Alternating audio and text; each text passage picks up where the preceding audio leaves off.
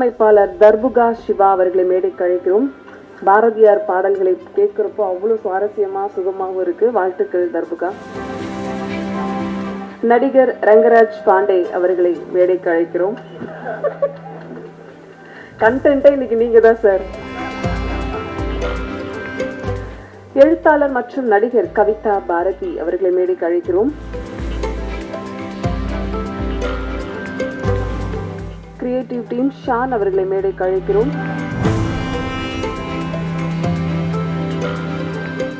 Editor Boopathi Vedagiri அவர்களை மேடைக்கு அழைக்கிறோம்.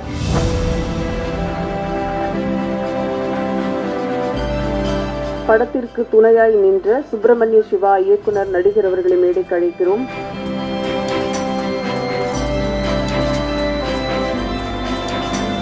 அருவி மதன் அவர்களை மேடைக்கு அழைக்கிறோம்.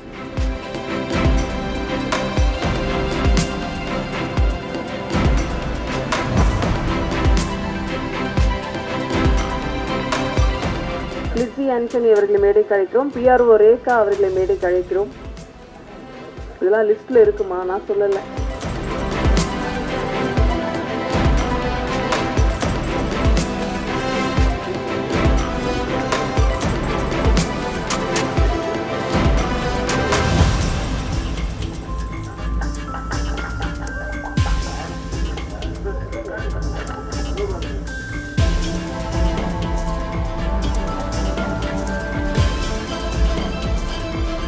எதையுமே வித்தியாசமாக செய்யக்கூடியவர் இந்த இயக்குனர். இந்த மலர் கொத்து கூட வீட்டுக்கு எல்லாரும் எடுத்துட்டு போகணும் அப்படின்னு சொல்லிட்டு ஒரு அழகான ப்ரிப்பரேஷன்ல வந்திருக்காங்க, கொடுத்துருக்காங்க.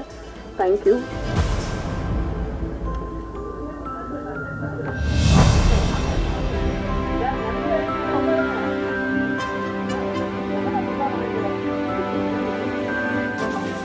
தேங்க்யூ. நிகழ்ச்சியின் முதலாவதாக என்னை நோக்கி பாயும் தோட்டா தொடரி முதலும் நீ முடிவும் நீ என்று இவரது இசை நொடிக்குள் நம்மை கடத்தி செல்கிறது. படபடப்பு, சோகம், காதல், வன்மம் என்று அத்தனை உணர்வுகளையும் அழகான இசை மாலையாக கோர்த்து கொடுத்த இசையமைப்பாளர் தர்புகா சிவா அவர்களை இப்போது பேச அழைக்கிறோம். எல்லாருக்கும் வணக்கம். ஃபர்ஸ்ட் ஆஃப் ஆல் இந்த ஆடியோ லான்ச் அண்ட் ட்ரெய்லர் லான்ச்சுக்கு வந்ததுக்கு ரொம்ப ரொம்ப தேங்க்ஸ். அண்ட் ஸோ இந்த படம் ஆல்ரெடி போன ஈவெண்ட்டில் பேசின விஷயந்தான். என்னென்னா, இன்றைக்கி மியூசிக்கல் லான்ச் பண்ணதில் ரொம்ப ரொம்ப சந்தோஷம். ஸோ இவ்வளோ நாள் கஷ்டப்பட்டு ஒர்க் பண்ணதெல்லாம் ஃபைனலாக இன்றைக்கி பெரிய ஸ்க்ரீனில் 4Kல பார்க்கும்போது இன்னும் ரொம்ப சந்தோஷமாக இருக்குது. ஸோ இது ரொம்ப ஒரு ஆனஸ்டான ஒரு அப்ரோச் அண்ட் ரொம்ப ஒரு சின்சியரான ஒரு effort. So first of all congratulations to director Dayal sir. இந்த மாதிரி ஒரு படத்தை இன்றைக்கி மவுண்ட் பண்ணுறதுன்றது எவ்வளோ கஷ்டன்றது எல்லாருக்குமே தெரியும். ஒரு டென்ஸான ஒரு ஃபிலிம் அண்ட் ஒரு டென்ஸான தீம் அண்ட் அது ரொம்ப சின்சியரான ஒரு effort. And also for all the technicians and for all the artist for being a part of this film. It means a lot. And first Daya sir எங்கிட்ட இந்த கதையை சொல்லும் போது அவர் என்ன இன்டென்சிட்டியோடு சொன்னாரோ, என்ன ஒரு டென்ஸாக சொன்னாரோ, அந்த விஷயங்கள் எல்லாத்தையும் எல்லா கேரக்டர்ஸுமே அவங்களுடைய பெர்ஃபார்மன்ஸில் எடுத்துகிட்டு வந்திருக்காங்க. அண்ட் எனக்கு ரொம்ப இன்ஸ்பைரிங்காக இருந்தது பேக்ரவுண்ட் ஸ்கோர் பண்ணும்போது.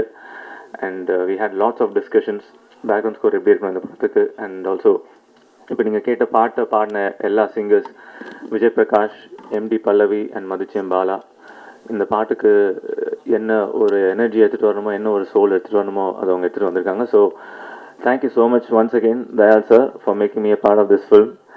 And also as a captain of the ship, I know நீங்கள் வெறும் டைரக்ஷன் மட்டும் இல்லாமல் how you maintain everything, that's your strong point. And I wish you all the best and I wish you that you make hundreds and hundreds of films and entertain us. Thank you so much. Thanks a lot. இப்போது லக்ஷ்மிகாந்தன் கொலை வழக்கு படத்தோட teaser மற்றும் இசை வெளியீடு. படத்தோட டீமே நம்மளோட முன்னிலையில் இப்போது வெளியிடுவார்கள்.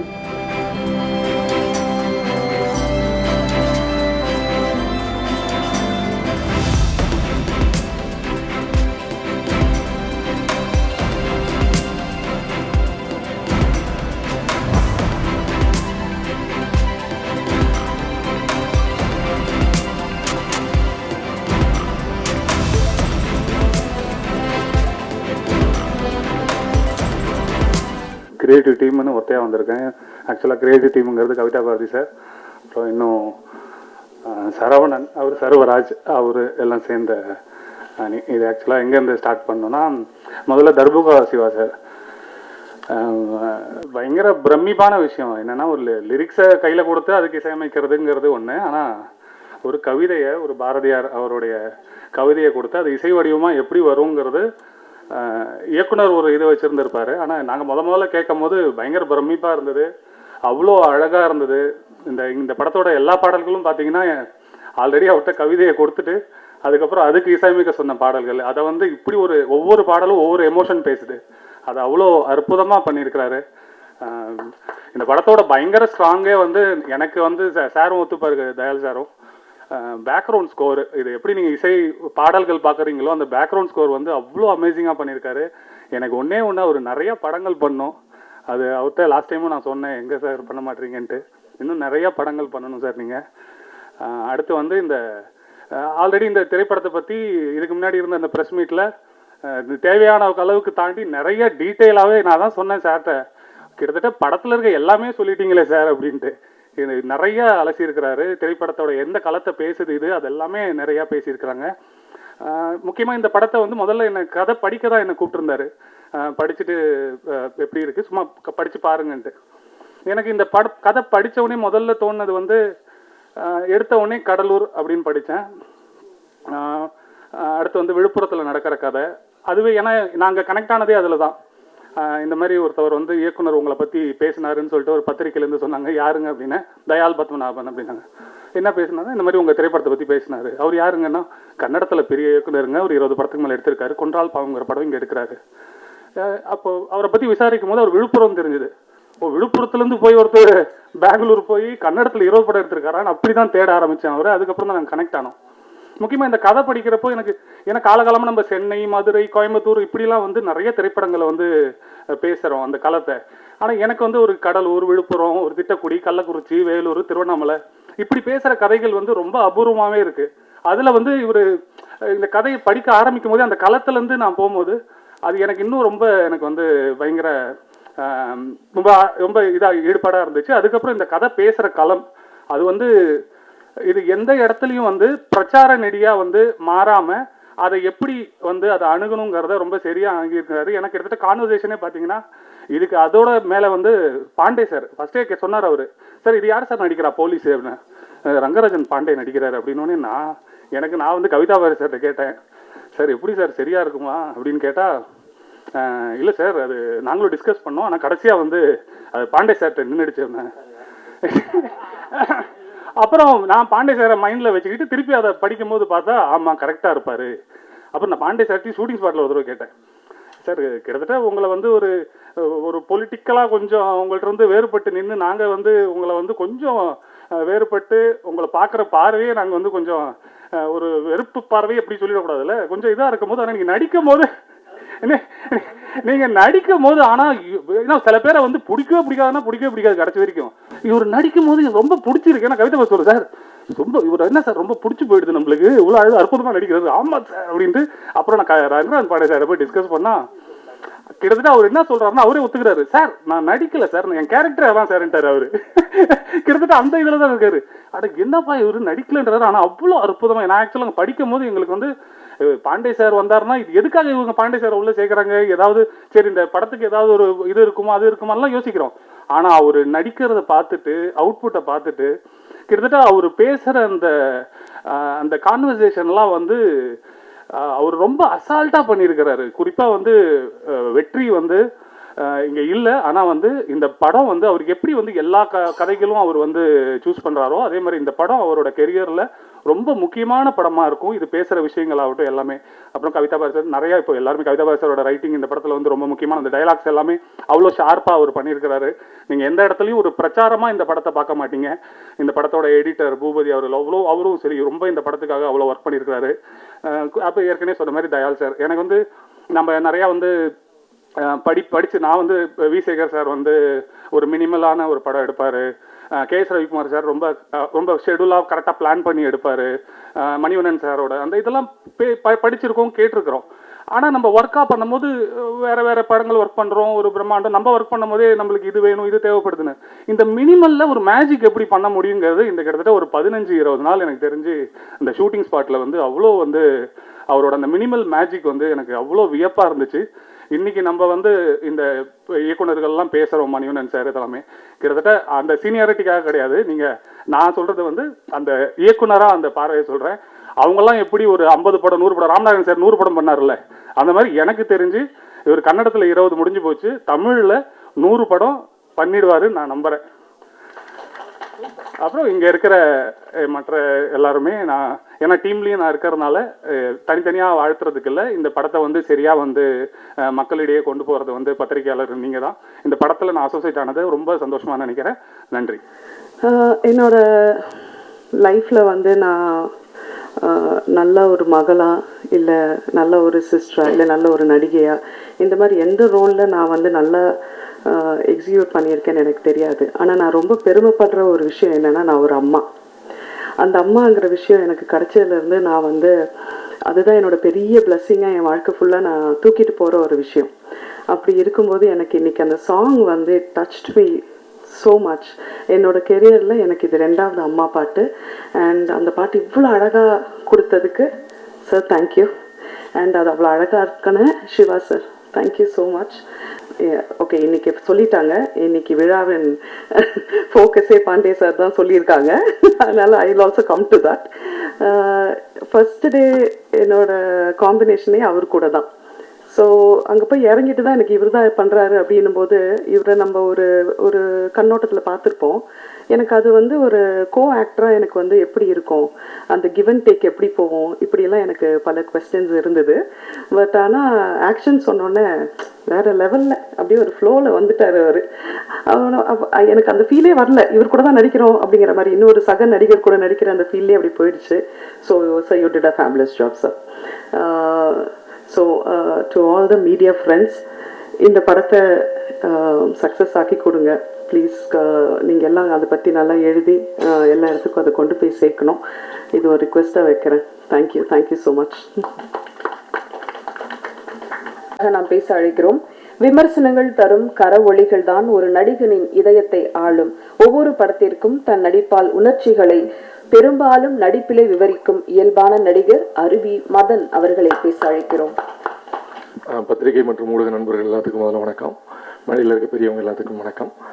விழா நாயகனா அன்னைக்கு தர்புகா சிவா சாரோட பாட்டு வந்து உண்மையாகவே பயங்கரமாக டச் பண்ணிச்சு. அந்த முத்தம் கொடு ஒரு முத்தம் கொடு வந்து ரொம்ப பிரமாதம் இருந்துச்சு. சூப்பர் சார், ரொம்ப நல்லா இருந்துச்சு. அடுத்த வழக்கம் போல் தயால் சாரை பற்றி தான் பேசணும். ரொம்ப பிளான்டாக ரொம்ப கரெக்டாக ஏற்கனவே நம்ம சொன்ன விஷயந்தான். இது எல்லாத்தையும் தாண்டி இந்த ப்ரோக்ராம் ஃபாலோ பண்ணுறதுக்குள்ள நடிகர்களை வந்து எல்லாத்தையுமே கூப்பிடுறது, இன்வைட் பண்ணுறது இருக்குல்ல, அது வந்து ஒரு ப்ரொடக்ஷன் மேனேஜர் கூட இவ்வளவு சின்சியராக ஃபாலோ பண்ணுவாங்களான்னு தெரியல. அவ்வளவு என்ன சொல்கிறது, ஒரு மாதிரி குரல்லாம் உடனே ஞாபகத்துக்கு வருது, அன்பிற்கும் உண்டு அடைக்கும் தாள் அப்படிங்கிற மாதிரிலாம். ஏன்னா நான் அந்த படத்தில் சும்மா ஒரே ஒரு நாள் தான் எனக்கு ஷூட்டிங்கு. ஆனால் அந்த ஒரு நாளில் தாண்டி போன தடவை இங்கே மேடையில் பேசும்பொழுது அவர் வந்து எதிர்த்தரப்புலேருந்து அவங்களுடைய கஷ்டத்தை அவங்களுடைய துயரத்தை பார்க்குறது எனக்கு ரொம்ப அபூர்வமாகவும் அது ரொம்ப இங்கே தேவைன்னு நினைக்கிறேன்னு ஒன்று பேசினார். அது சூப்பர். அது அப்புறம் எல்லாரும் சொல்கிற மாதிரி பாண்டிய சார் தான் இன்றைக்கி கண்டென்ட்டு அப்படின்னு ஒன்று சொல்லிகிட்டு இருக்காங்க. அதை தான் இல்லை நான் சொல்கிறேன். அதாவது இவங்க சொன்னாங்கல்ல, அங்கே வந்து சார் வந்து ரொம்ப இயல்பாக நடித்தார், நம்ம அவர் மேலே வேற ஒரு பார்வையோட பார்க்குறோம், ஆனால் வந்து இங்கே இருக்கும்போது இருந்தாருன்னு. அதனால தான் அவர் யார் மேலே ஏற்கனவே பயங்கர விமர்சனம்லாம் வைப்பாரோ அவங்களே இவரை கூப்பிட்டு மேடையில் கௌரவம் தான் பண்ணியிருக்காங்க. அது வந்து அதுதான் அவருடைய வெற்றி. ஏன்னா நடுநிலையாக நிறையா நல்ல விஷயங்களை பேசுகிற ஒரு முக்கியமான ஊடகவியலாளராக நிச்சயமாக நாங்கள் அவரை பார்க்குறோம். ஸோ அவர் இந்த படத்துக்கு இருக்கிறது பெரிய பலமாக பார்க்குறோம். அப்புறம் கவிதா பாரதி சாரோட ரைட்டிங்கு அது எப்பயுமே நல்லா தான் இருக்கும். அப்புறம் ஷான் சாரோட கோஆர்டினேஷன், அப்புறம் சுப்பிரமணிய சிவாண்ணன் அவர் இருக்கிறதுங்கிறது வந்து நம்ம எல்லாத்துக்குமே இந்த படத்துக்கே ஒரு பெருமையான கரெக்டு தானே. அப்படி ஆமாம், அப்படி ஒரு விஷயம் அது. அப்புறம் ப்ரொடியூசர் சாரோட நான் இந்த படம் இல்லாமல் டார்க் ரெட்டுன்னு இன்னொரு படமும் நடிக்கிறேன். ஸோ நிறைய படங்கள் ஒரு தொடர்ந்து எடுக்கணும், அந்த படங்களுக்கு நீங்கள் ஆதரவு கொடுக்கணும், மக்கள்கிட்ட கொண்டு போய் சேர்க்கணும்னு விரும்பி கேட்டுக்கிட்டு நன்றி, வணக்கம். எண்ணங்கள், கற்பனைகள், கனவுகள், கதைகள் என்று கலை நயத்தோடு எழுதும் எழுத்தாளர் லட்சுமிகாந்தன் கொலை வழக்கில் இவரது எழுத்தும் நடிப்பும் பேசப்படும். வாழ்த்துக்களோடு அழைக்கிறோம் கவிதா பாரதி அவர்களை. அனைவருக்கும் வணக்கம். அரசியல் தலைவர்களிலேயே ஒரு கூட்டத்தை எப்படி கையாள வேண்டும், ஊடகத்துறையினருக்கு எந்த அளவுக்கு சுதந்திரத்தையும் எந்த அளவுக்கு சிக்கல் இல்லாத ஒரு கூட்டத்தையும் தர வேண்டும் என்பதில் மிகவும் குறிப்பாக எல்லாத்தையும் உணர்ந்து எந்த சிக்கலும் இல்லாமல் பார்த்து கொள்ளக்கூடிய ஒரு தலைவர் கலைஞர் அவர்கள். அவர் எந்த கூட்டத்திற்கு வந்தாலும் மற்ற தலைவர்கள்லாம் கூட்டத்தில் 2 மணி 1 மணி 3 மணிக்கெல்லாம் போய் பேசுவாங்க. அவர் மட்டும் அப்படி இல்லை. எல்லா கூட்டங்களிலும் 10 மணிக்குள்ளே அவர் பேசி முடிச்சிருவார். காரணம், அது 10 மணிலேயே 9 மணிக்கு முதல்ல தொடங்கும் போதே அன்றைய முக்கிய செய்திகளை பேசிவிட்டு, இன்னைக்கு இதுதான் முக்கியமான செய்தி, நாங்கள் அதுக்கு பிறகு கொஞ்சம் பேசுவோம், அதனால் சீஃப் ரிப்போர்ட்டர்லாம் கிளம்புங்க, போய் தலைப்புச் செய்திகளை ஏற்றிருங்கன்னு சொல்லிடுவார். அந்த மாதிரி ஒரு நாளைக்கு 4 ப்ரெஸ் மீட் 5 ப்ரெஸ் மீட் இவ்வளோலாம் பார்த்துட்டு வந்து மிகவும் நெருக்கடிகளோடு உட்கார்ந்துருக்கிற உங்களுக்கு உங்கள் கஷ்டம், உங்கள் சிக்கல்கள் அந்த இடத்திலிருந்து புரிந்து வந்தவன் நான் என்பதால் மிகச் சுருக்கமாக பேசி விடுகிறேன். சுருக்கமாக பேசுகிறேங்கிறது தான் இவ்வளோ நீளமாக பேசியிருக்கேங்கிறத நீங்கள் புரிஞ்சுக்கணும். ஒரு பொது புத்தியில் அதில் சரியாக இருக்கிற விஷயத்தை மிகச்சரியாக நாம் அடையாளம் காட்ட வேண்டும் என்கிற உண்மையோடு நான் இந்த வார்த்தைகளை சொல்கிறேன். மற்றும் தம்பி சிவா, லிசி, மதன், அறிவு மதன் தான் எனக்கு தான் அறிவு முதல் படம். நானும் அவரும் ஒரே ஸ்கூலில் அப்படி வச்சுக்கலாம். சபரீசன் எங்கள் ரேடன், இது என்னுடைய குடும்பத்தினுடைய விழா. நண்பர்கள், கலைஞர்கள், நடிகர்கள், தொழில்நுட்ப கலைஞர்கள், ஊடகவியலாளர் அனைவருக்கும் மீண்டும் ஒரு முறை எனது நன்றி. உங்களுடைய வாழ்த்துக்களையும் உங்களுடைய உற்சாகத்தையும் எதிர்பார்த்து காத்திருக்கிறோம். நன்றி, வணக்கம். நன்றி சார். அடுத்ததாக நாம் பேச அழைக்கிறோம். கதைகள் பேசாமல் இவரால் இருக்க முடியாது. ஷேக்ஸ்பியர் தொடங்கி ஜெயமோகன் வரைக்கும் தான் படித்த கேட்ட கதைகளை மேடைக்கு மேடை பயனற்ற சொற்களை இன்றி பயனுள்ள சொற்களை பேசும் ஜெயிலர் சுப்பிரமணிய சிவா அவர்களை பேச அழைக்கிறோம். அன்பாலான அனைவருக்கும் வணக்கம். லட்சுமிகாந்தன் கொலை வழக்கு, இதில் எல்லாரும் சொன்ன மாதிரி அண்ணன் பாண்டியன் வந்த பிறகு நம்ம எதுவும் நீங்கள் தம்பிங்களா அண்ணங்களா எங்களையும் கொஞ்சம் போடுங்க, அவ்வளோதான் ரிக்வெஸ்ட் பண்ணி ஆரம்பிக்கிறேன். இந்த விழாவினுடைய நாயகன் தர்புகா சிவா இப்போ நான் ஒரே ஒரு கேள்வி தான் அவர்கிட்ட கேட்கணும். பாரதியார் கவிதைகளில் அவரே ராகம் எழுதிடுவார். பாரதியார் கவிதைகளில் அவரே ராகம் எழுதிடுவார், தாளமும் அவரே எழுதிடுவார். இந்த பாட்டு, இந்த ராகம், இந்த தாளம்னு போட்டிருப்பார் பாரதியார். அப்படி இசையமைக்கப்பட்டதா இல்லை நீங்கள் வேற தாளம் வேற ராகத்தில் இசையமைச்சிருக்கீங்களா? நீங்கள் வேற ஒன்று பண்ணியிருக்கீங்க. ஓ, சரி சரி சரி. ஏன்னா பாரதியார் அந்த அளவுக்கு துல்லியமாக தான் அவர் கவிதை எழுதுவார். பட் அந்த ராகத்தில் நீங்கள் ஒரு தடவை பாடி காட்டணும். அந்த ராகம், அவர் சொன்ன ராகம் என்ன, நான் என்ன ராகத்தில் பண்ணுறேன். இல்லை சார், அது ஒரு இன்ட்ரெஸ்டாக இருக்கும். அடுத்ததில் எதையாவது ஒன்று செய்யுங்க, ரொம்ப அருமையாக இருக்கும். ஆமாம், வெற்றி விழாவில் ரைட்டு, அண்ணன் சொன்ன மாதிரி இருக்கு. இந்த லட்சுமிகாந்தன் கொலை வழக்கு அண்ணன் கவிதாபாரதி சொன்ன மாதிரி இது விவாதமே பண்ணல, உரையாடல் தான் பண்ணுது. அதுதான் போன தடவை தயாள் சொல்லியிருந்தார். ஒரு உரையாடலை ஆரம்பிச்சு வைக்கிறது. ஏன்னா எந்த குற்றமும் இன்னைக்கு நம்ம குற்றம் நினைக்கிறது பிற்காலங்களில் அது குற்றம் இல்லாமலும் போயிடலாம். எல்லா குற்றவாளிகளும் ஏதோ ஒரு தேவைக்கு தான் குற்றம் பண்றாங்க. இப்ப திருட்டு பண்றதாக சொல்லப்படுது. இதில் திருட்டு என்பது ஒரு மிகப்பெரிய ஏழ்மையினுடைய வன்முறை, ஏழ்மை ஏற்படுத்திய வன்முறை தான் திருட்டு, இல்லையா? இல்லைன்னா ஏன் திருட போறான்? திருட்டுக்கு ஒரு நியாயம் என்ன சொல்லுதுன்னா ஏழ்மை தான், வேற எதுவுமே இங்க காரணமா இருக்க முடியாது. என்னன்னா ஒரு நம்ம என்ன சொல்றது, ஒரு ஒரு திருடன், அந்த திருடன் என்ன பண்ணுவான், ஒரு அவனுடைய மகனை திருடன் ஆக்கணும்னு அவன் பொண்டாட்டி சொல்லிக்கிட்டே இருக்கும். பொண்டாட்டி சொல்லும். உடனே அந்த பொண்டாட்டி அவன் ஏற்றுக்க மாட்டான். திருட்டுனா சாதாரணமாக நினைக்கிறேடி, அது எவ்வளோ கஷ்டம் தெரியுமா? அதெல்லாம் நீ வாதியார் வேலை, இந்த வேலை, டாக்டர் வேலை, வக்கீல் வேலை மாதிரி கிடையாதுடி, இது பயங்கரமான ஒரு நுணுக்கமான வேலை. திருடு எல்லாம் நினச்சிக்கிட்டு இருக்கானுவன் திருட்டு பையன்ட்டு, அவ்வளோ சீக்கிரமாக திருட முடியுமா? அப்படின்னு அவன் பொண்டாட்டிக்கிட்ட அது முடியாது, இது ரொம்ப திறமையான தொழில் சொல்லிட்டு இருப்பான். கடைசியாக வேற வழி இல்லை, அவனுடைய மனைவியினுடைய வேண்டுகோள் எனக்கு, அவன் பையனும் நான் திருட வைக்கிறேன்ட்டான், திருட வரேன்டான். சரின்ட்டு அவனுக்கு பயிற்சி தருவான். பயிற்சினா, டேய் முதல் பயிற்சி எந்த வீட்டில் திருடலான்னு முதல்ல நீ கண்டுபிடிச்சிட்டு வா அப்படின்ட்டுவான் திருடன். உடனே போவான், அவன் போய் அந்த பையன் போய் பல நாள்கள் அப்படியே அலைஞ்சு கிளைஞ்சு ஒரு நாள் சொல்லுவான் அவங்க அப்பாட்ட, அப்பா இந்த வீட்டில் திருடலான்னு நினைக்கிறான்னா அவன் சொல்கிறதெல்லாம் கரெக்டாக இருக்கும். ரொம்ப நாள் வீடு பூட்டி இருக்கு, கொஞ்சம் தனியாக இருக்குது, அடுத்து வந்து பின்வாசலும் இருக்குது நம்ம தப்பிச்சு ஓடுறதுக்கு, இந்த மாதிரிலாம் பல காரணங்கள் சொல்லுவான். அப்பா சொல்லுவார், பரவாயில்லடா திருட்டினுடைய ஆரம்பத்தை ஓரளவு நீ புரிஞ்சு வச்சிருக்க, உனக்கு திருட்டு கண்டு தரேன்ட்டு அவனை அழைச்சிட்டு போவான். ஒரு நாள் திருட அழைச்சிட்டு போய் 2 பேரும் வீட்டுக்குள்ளே போவானுவேன். போயிட்டு டேய் தர்றா அங்கே தர்றா இங்கே தர்றான்னு அப்பா சொல்லிக்கிட்டே இருந்துட்டு அவன் அங்கங்கே போவான் பாருங்க.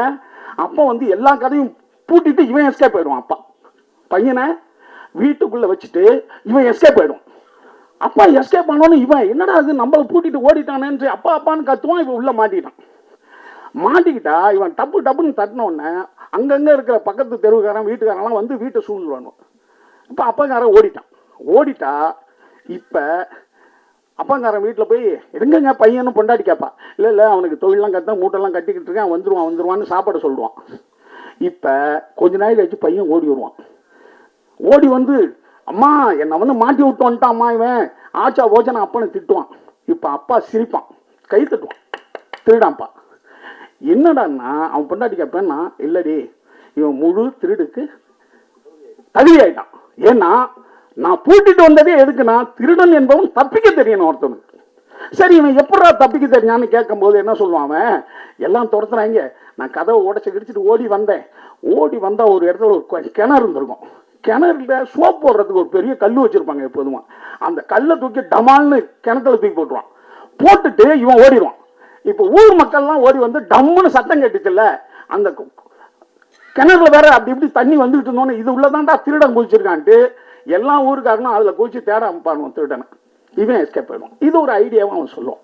அப்படி திருட்டுக்கே வந்து இவ்வளோ வேலை பார்க்க வேண்டியிருக்குன்னா, இவன் திருட்டு ஒருத்தன் மாட்டிக்கிட்டான், அவன் எதுக்காக திருடினான் அல்லது எதுக்காக கொலை பண்ணான் அப்படின்ற விசாரணை வந்து சாட்சியின் மூலமாகவும் அல்லது அவங்ககிட்ட இருக்கின்ற முன்னாடி இவன் என்ன பண்ணியிருக்கான் அப்படின்ற வச்சுதான் முடிவு பண்ணுது. இல்லாமல் கூட போகலாம். அப்படி ஒரு விஷயத்தை மிகச்சிறந்த முறையில் ஒரு விவாதமாகவும் உரையாடலாகவும் இந்த படம் பண்ணுது. ஏன்னா நம்ம வந்து எல்லாருமே ஒரு நியாயமாக இருப்போம். ஆனால் என்ன பண்ணுவோம்னா ஒருத்தவனை திட்டிக்கிட்டே இருப்போம், ஏன்னா அவன் கெட்டவன். ஆனால் அவன் சௌரியம் பண்ணிட்டான்னு வச்சுக்க நம்மளை அடுத்த நாள்லேருந்து குறைச்சிருவோம். அந்த அளவுக்கு தான் நம்மளுடைய நியாயமாக இருக்குது. ஒரு அயோக்கிய பைய திருட்டு பைய அவன் சமூகத்தில் பெரிய ஆளாக இருக்கான், அவனை நம்ம திட்டிக்கிட்டே இருப்போம். அவன் ஒரு நாள் நம்மளுக்கு சௌரியம் பண்ணிட்டான்னு வச்சுங்களேன், அடுத்த நாள்லேருந்து அவனை பற்றி பெரும்பாலும் பேச மாட்டோம். இவ்வளோதான் நம்மளுடைய நியாயம். நம்மளே ஒரு திருடம் தானே, இப்போ நல்ல மாதிரி இருந்துகிட்டு இருக்கோம், அவ்வளோதான்.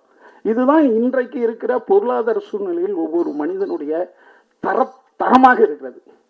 அப்படி சூழ்நிலையில் நம்மளே சுய பரிசோதனை செய்யக்கூடிய ஒரு படமாக இந்த லட்சுமிகாந்தன் கொலை வழக்கு இருக்குது.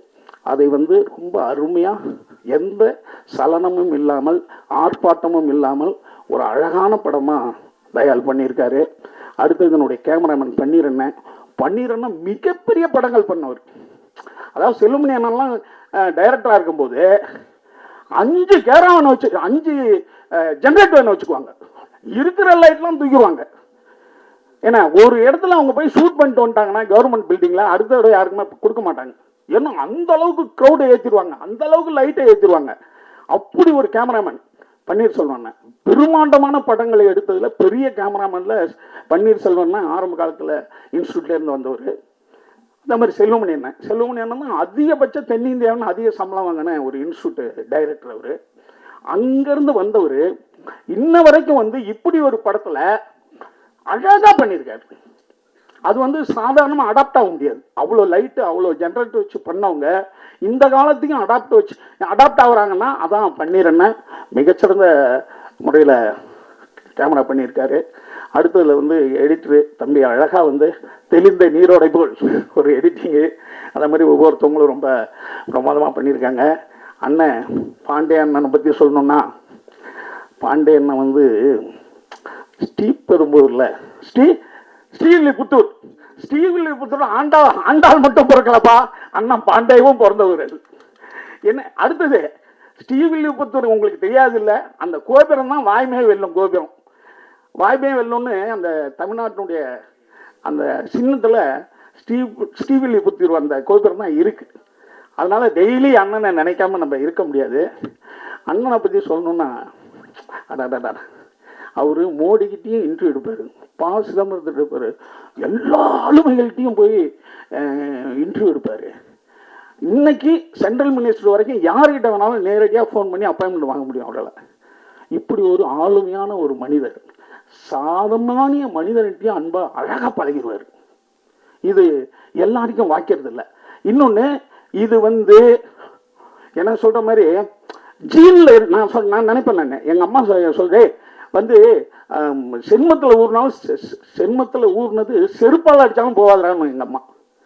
சில விஷயங்கள் நம்ம பிறப்பிலே வரும், அது நம்புறீங்களோ நம்பலையோ. சில விஷயங்கள் நம்ம பயிற்சி எடுத்துக்கலாம், சிலது நம்ம உள்ளுக்குள்ளே இருக்கும். அது அந்த மாதிரி எல்லாத்துக்கிட்டையும் ஒரு சாதாரணமாக பழகுவாருங்க. அதாவது ஜெயகாந்தன் சொல்கிற மாதிரி விஸ்வரூபம் என்பது நீ என்னை பார்க்கறது நான் காட்டுறது இல்லைன்னு. விஸ்வரூபம் என்பது நான் காட்டுறதில்லை, நீங்க என்ன பார்க்கறதுன்னு.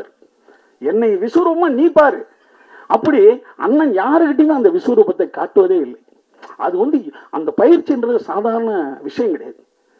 அதான் எம்ஜிஆரை பத்தி நம்பியார் சொல்லுவார், உலகத்தில் உள்ள அதிர்ஷ்டங்கள் எல்லாம் எம்ஜிஆருக்கு தானாக சேர்ந்தது, அதை தாங்கக்கூடிய சக்தி எம்ஜிஆருக்கு இருந்ததுன்னு. ஒரு வெற்றிய, ஒரு புகழ தாங்குகிற சக்தி இருக்குல்ல, அது சாதாரண கிடையாது. அது கடவுளுடைய சக்தி. அது கடவுளை ஏன் கல்லா வச்சிருக்கான்? அது புகழை ஏத்துக்க கூடாது.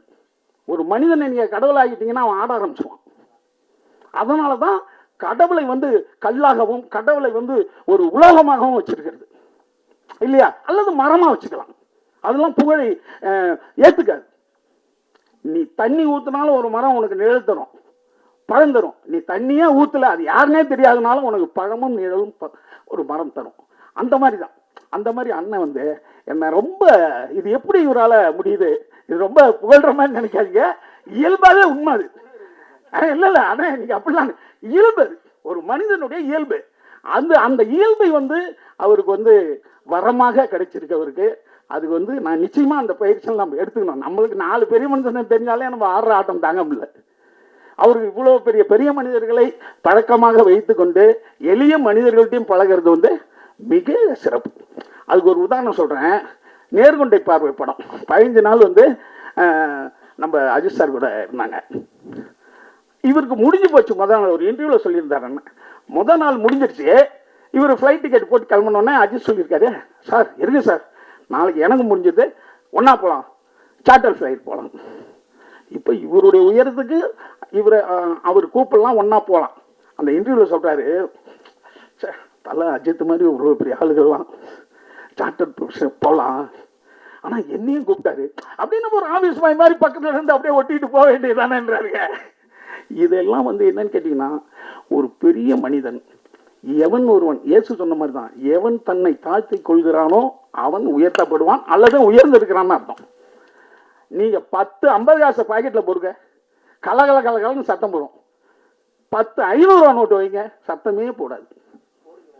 ஏன்னா அப்படி உயர்ந்த மனிதர்கள் தன்னை பெருமை கொள்வதே இல்லை. அதுக்கு நான் பார்த்த உதாரணம் நிறைய பேர்ல அண்ணன் ஒரு மிகச்சிறந்த உதாரணம். அந்த பண்பை நம்ம கத்துக்கிறோம்.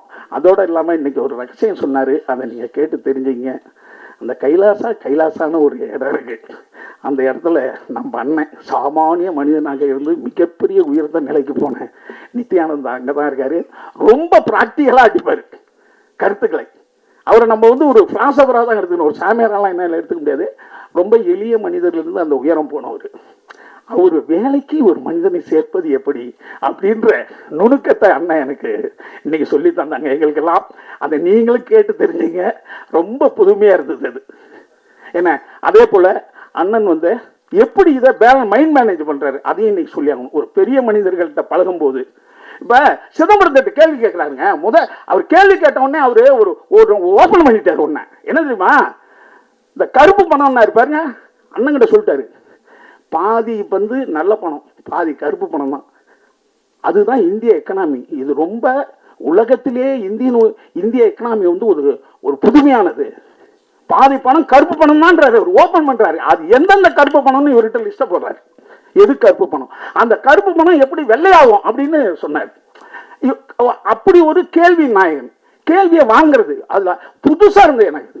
ஒரு ஒரு ஒரு ஒரு பெரிய மினிஸ்டர் அவரே கருப்பு பணம் இருக்குதான், அதை ஒழிக்கிறது ரொம்ப கஷ்டம்தான், அது எப்படி வெள்ளப்பணமா ஆகுன்ற அளவுக்கு இவர்கிட்ட சொன்னாரு. அந்த மாதிரி ஒரு விஷயத்தை ரொம்ப உள்ள போய் பேசுற அளவுக்கு ரொம்ப பெரியவர். அதே மாதிரி நம்மள மாதிரி சாமானிய மனிதர்கள்ட்டையும் ரொம்ப எளிமையா பேசுற அளவுக்கும் இருக்கிறாரு. அந்த நுணுக்கத்தை நம்மளுக்கு சொல்லி தரணும். அதே போல அண்ணனை போல பல பேர் வந்து அண்ணன் உண்டாக்கிட்டு இருக்காங்க. அவங்களும் அண்ணனை போல் வளரட்டும். இந்த படம் மாபெரும் வெற்றி அடையட்டும். அண்ணன் ப்ரொடியூசரை பத்தி சொல்லணும். எப்படி உட்கார்ந்துருக்காரு பாருங்க. இதான் ஒரு ப்ரொடியூசருக்கு அழகு. ஷூட்டிங் ஸ்பாட்டுக்கு எப்பயாவது வருவாரு, அவரை இவர் சொல்லணும் இவர் தான் ப்ரொடியூசர்னு, இல்லைன்னா இவரே சார் நவருங்க சார்னுவாருங்க. ஆனா நான் தான் ப்ரொடியூசர் சொல்ல மாட்டார், ஓரமா போயிடுவார். அந்த அளவுக்கு ரொம்ப அருமையான தங்கமான ஒரு அண்ணன். கடுமையா படம் எடுத்துக்கிட்டே இருக்காரு. அதை நீங்க கேளுங்க. அவர் எத்தனை படம் எடுத்திருக்காரு, எத்தனை படம் எடுத்துக்கிட்டு இருக்காருன்னு கேளுங்க. அதுவும் மிகப்பெரிய ஒரு வித்தை, ஒரு ரகசியம். அதையும் அவர்கிட்ட கேளுங்க. அடுத்தது மேடம், தம்பி, அப்புறம் எல்லாத்தையும் யார் யார் நடிச்சிருக்காங்களோ அனைவருக்கும் என்னுடைய வாழ்த்துக்கள். இந்த டெக்னீஷியனுக்கு என்ன வாழ்த்துக்கள். சீக்கிரம் உட்காரு, டைரக்டர் கை தட்டுறாரு. உங்க அனைவருக்கும் நன்றி, இந்த வாய்ப்புக்கும் நன்றி. ஒரு ஊடகவியலாளர், இந்திய அளவில் பேசப்படுபவர், அறியப்படுபவர், தேடப்படுபவர் இவர். ஆன்மீகமும் அரசியலும் எளிய மக்களுக்கும் சென்று சேரும்படி தன் தனி திறமையால் பேச்சால் மக்களை கட்டி போடும் சூத்திரம் இவருக்கு தெரியும். ஸ்டேட் முதல் சென்ட்ரல் வரை அத்தனை அரசியல் புள்ளிகளுக்கும் அட்ரஸ் இவர்.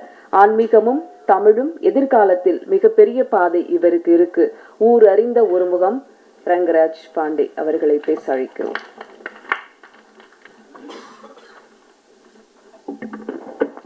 இதெல்லாம் அனுபவிக்கிறதா இல்லையானே தெரியல.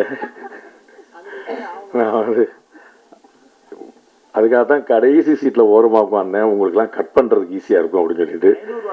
நடுவில் வேற தூக்கி வச்சா வந்து இப்போ வந்து தர்புகா சிவாவை வேற கட் பண்ண முடியாது, அவர் தான் வந்து மாட்டி விட்டாங்கன்னு. நான் அந்த விவரம் தெரிஞ்சேன். நான் எவ்வளோ வருஷம் இந்த வருஷத்தில் உட்காந்துருக்கேன், 27 வருஷமாக அந்த இடத்துல உட்காந்துருந்தேன். ரொம்ப ஆச்சரியமாக இருக்குது எனக்கு. முன்னாடி வந்து உங்கள்லேயே இருந்து வந்த ஒருத்தன் அப்படிங்கிறனால ரொம்ப ஒரு ஹாப்பியான மொமெண்ட்டாக இருக்குது. அன்னைக்கு வந்து நாங்கள் உள்ளே வரும்போது எல்லாமே பேப்பரும் பேனாவும் கையில் எடுத்து வச்சுட்டு நாங்கள் எழுதிட்டு இருப்போம்.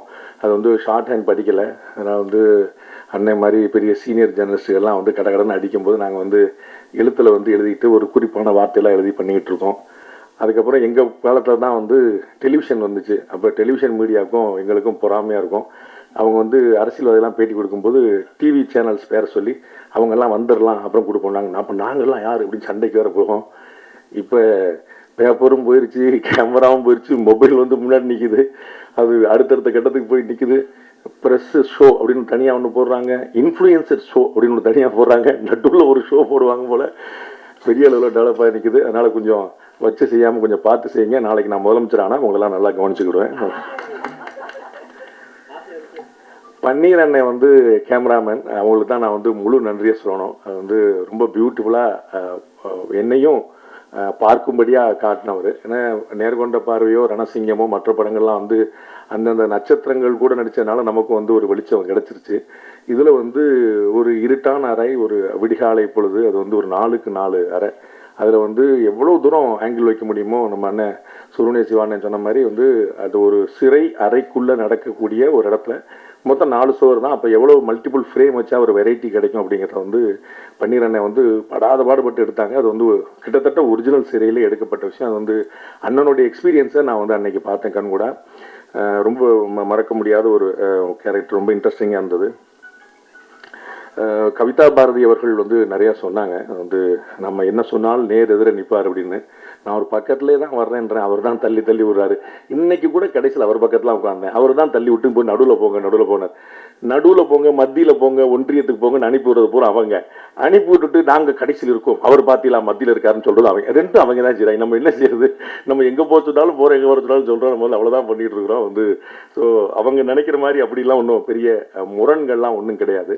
எங்கள் அண்ணன் அமீர் அண்ணன் அவங்களும் வந்து இதே மாதிரி வேற ஒரு நேர்காணலில் சொல்லும்போது சொன்னாங்க, அண்ணன் கவிதா பாரதி பயன்படுத்திய வார்த்தையை தான் சொன்னாங்க. நாங்கள் கொள்கைன்னு வந்துட்டா நாங்கள் எந்த நிலைப்பாடு எடுத்தாலும் அதுக்கு நேர் எதிர் நிலைப்பாடில் நிற்கிறவர் தம்பி பாண்டே. ஆனால் அவர் என்னுடைய உறவு, என்னுடைய நட்பு, என்னுடைய தம்பி அவர். ஆனால் யாரையுமே ஒரு வார்த்தை கூட மரியாதை குறைவாக பேச மாட்டார். ஒரு திருன்னு சொல்லியோ ஒரு அவர்கள்னு சொல்லியோ சொல்லாமல் சொல்ல மாட்டார் அப்படின்னு சொன்னார். நமக்கு வந்து எல்லாத்தோட பெரிய விஷயம் உறவு நட்பு தான், வேற ஒன்றுமே கிடையாது. அந்த உறவையும் நட்பையும் பேணாமல் இருந்துட்டு நீங்கள் பணத்தையோ பேரையோ புகழையோ சம்பாதிச்சு என்ன செய்ய போறீங்க அப்படின்னு பார்க்குறோம். ஸோ வாழும் காலத்தை விட பாரதியை போல ரொம்ப ஏழ்மையை வறுமையை சந்தித்த ஒருத்தர் பார்க்க முடியாது. பாரதி நம்மை விட்டு பிரிந்த பிறகும் இன்னைக்கு வரைக்கும் வந்து அசைக்க முடியாத ஒரு இடத்துல இருக்கிறார். ஸோ வந்து வாழும்போது நீங்கள் என்னவாக இருந்தீர்கள் என்பதல்ல, வாழ்க்கைக்கு பிறகு உங்களை உலகம் என்னவாக பார்க்கிறது அப்படிங்கிறது. அதில் வந்து ஒரு உறவு நட்பு இல்லாமல் நம்ம வேற என்ன செஞ்சிட போகிறோம் அப்படிங்கிற ஒரு எளிமையான விஷயம். கொள்கை முரண் எல்லாருக்குமே இருக்கும்.